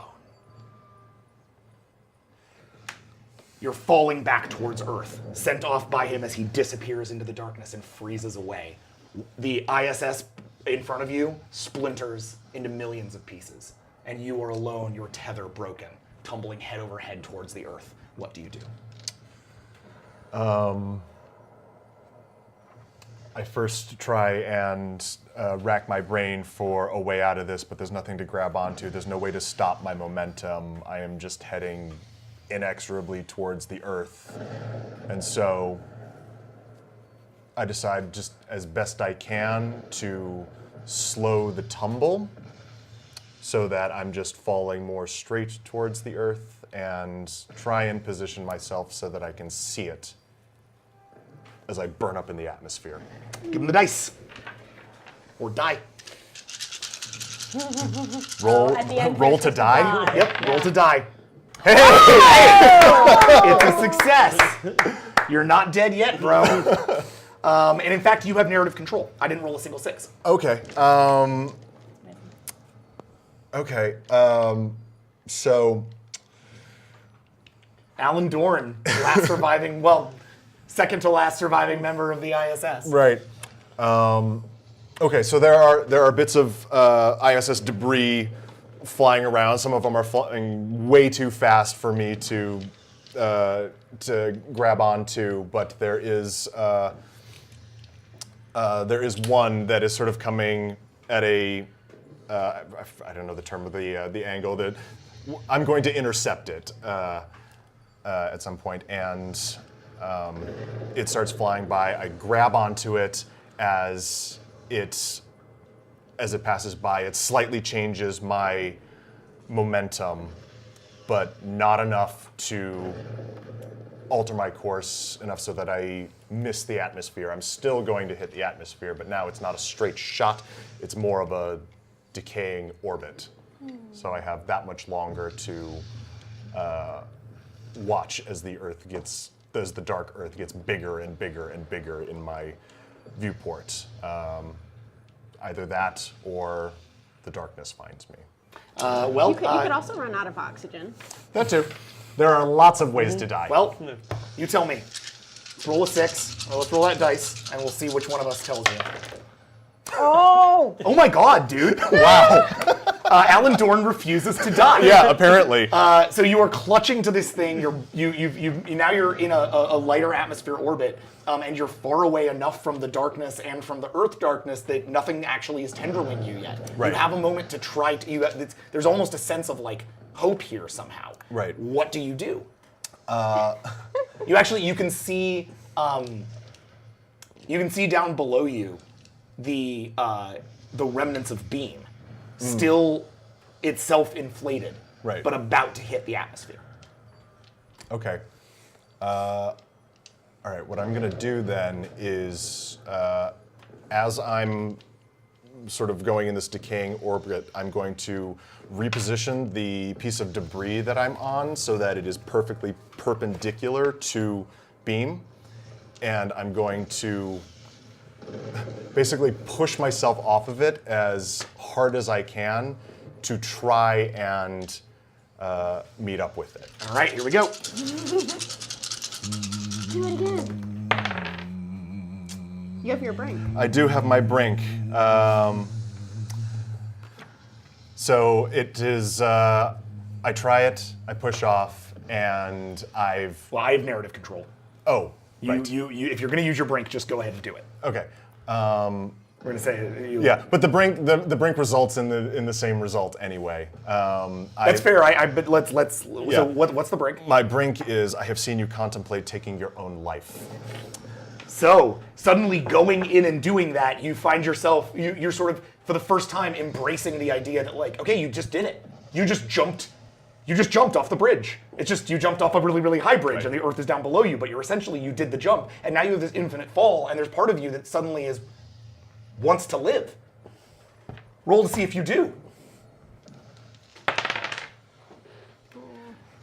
And as you make your way, you're reaching down towards the thing, and you start to hear the song in your mind, and there's part of you that starts to realize, oh my god, I'm going to go back to San Francisco. I'm going to go back inside that world in my mind. I'm going to be reunited with my parents, with my ancestors, with all of humanity as we were all essentially like made for this. You realize that we were, to some degree, harvested by the sun for billions of years just so it could one day reap its rewards and embrace all of our consciousness and bring us all inside of it. And as you are about to be invited inside of the halls, a piece of the ISS swoops by and cuts your fucking head off.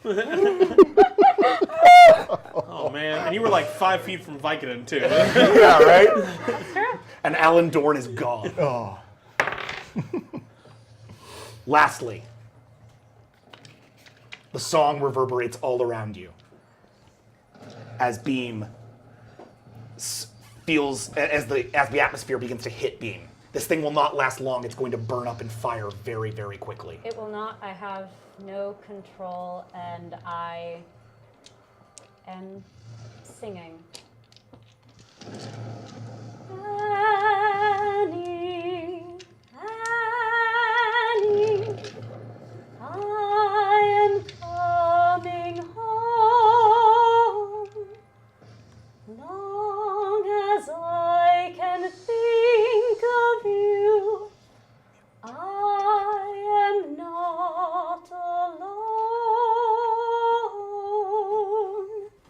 Do it! Roll that dice! Ha! Oh! Oh my god! Uh-oh. So I have narrative control, but it's a success. So, oh yes. So as you tumble, suddenly there's suddenly no more fire and no more shake. It's as if the room became suddenly still. And all around you, instead of the strange, fiery wreckage sounds, there is simply a peaceful hum. As if you're being embraced down deeper and deeper into a darkness that welcomes you. And in the reverberance, you can hear... Question, Daddy? Mommy? Either? Is there another one? What does Annie call you? Pippa. Pippa? Pippa? Pippa? Are you there? I'll be there soon. You're here now. Open the door, Pippa. Open the door for me. I'm right here. Come to Pippa. And the door begins to unlock.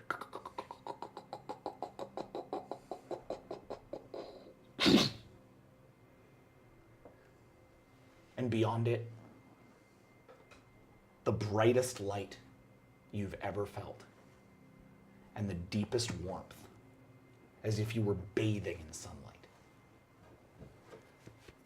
And a small shadow steps forward from it, long, tendrily arms reaching through the darkness towards you.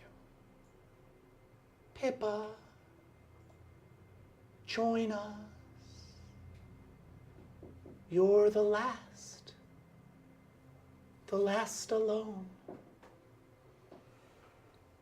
I'll never be alone, whether I'm with you or not. And I close my eyes, and I wrap my arms around myself, and whatever happens, happens. Roll it. No. Goodbyes to you.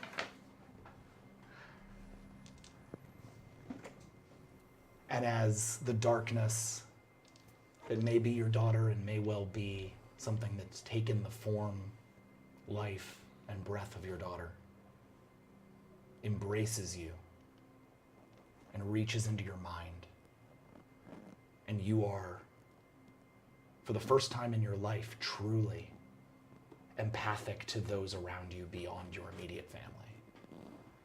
As your selfishness melts away, and as instead you are embraced into the community of mankind, now dead, held in some stasis now by the ancient, indescribable monster in the sun. You die.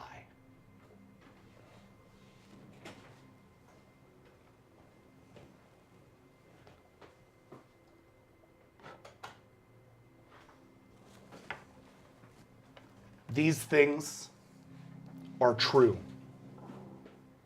The world is dark.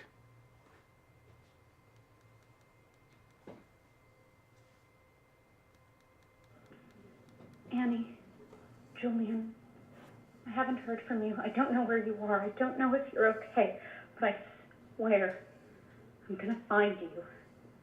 I don't care if I have to throw all of these people under the shuffle. I'm gonna find you. Annie, baby, I'm coming for you.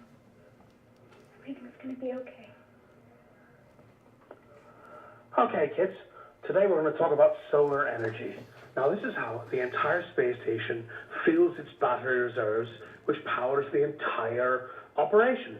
Now, the light from the sun is so amazing and magical and powerful that it can fly through space, hit the solar arrays, and then using that energy, we power all the science experiments and all the wonderful stuff we're doing up here in the amazing International Space Station. That same solar energy hits the earth, and it powers all the plants, and it powers all the people by the way of the food chain. In many ways, the sun and the light is the key factor that keeps humanity alive. Now, sitting here looking out this window, I can see the sun as it comes across the top of the earth, and all I can think of is, hey there, you're the life giver. You're the one coming to us and bringing us that valuable energy that powers us through our day. Thank you, sun. Thank you for being in our lives. Thank you for the light. And I don't have your other two recordings because I think we had something go wrong. So if you It was a good one to end on, though. But that was such a good one to end on. And that is 10 candles. Woohoo! We are all done. dead. Yes, and now we are not alive. That was It's still sort of a happy ending for being dead. We're all together. except for Alan. Right. Yeah. He kept succeeding and kept succeeding and kept succeeding. You And succeeded too much. Yeah. yeah. Really, guys, thank you for doing this. That was crazy. A beautiful way to end the story. I think that landed beautifully. I'm sorry we lost your guys' recordings. Oh, do you, whatever. Do you have anything you felt like you wanted It was to say not out of better it? than that, so yeah.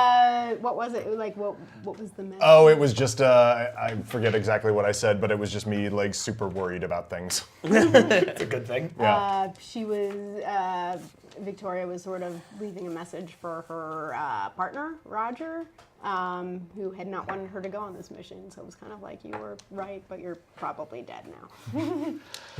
And yeah, I think that was really beautifully done. That was not it's not an easy game, and especially with all the technical challenges, the ISS. I thank you guys for running with that. That was really impressive.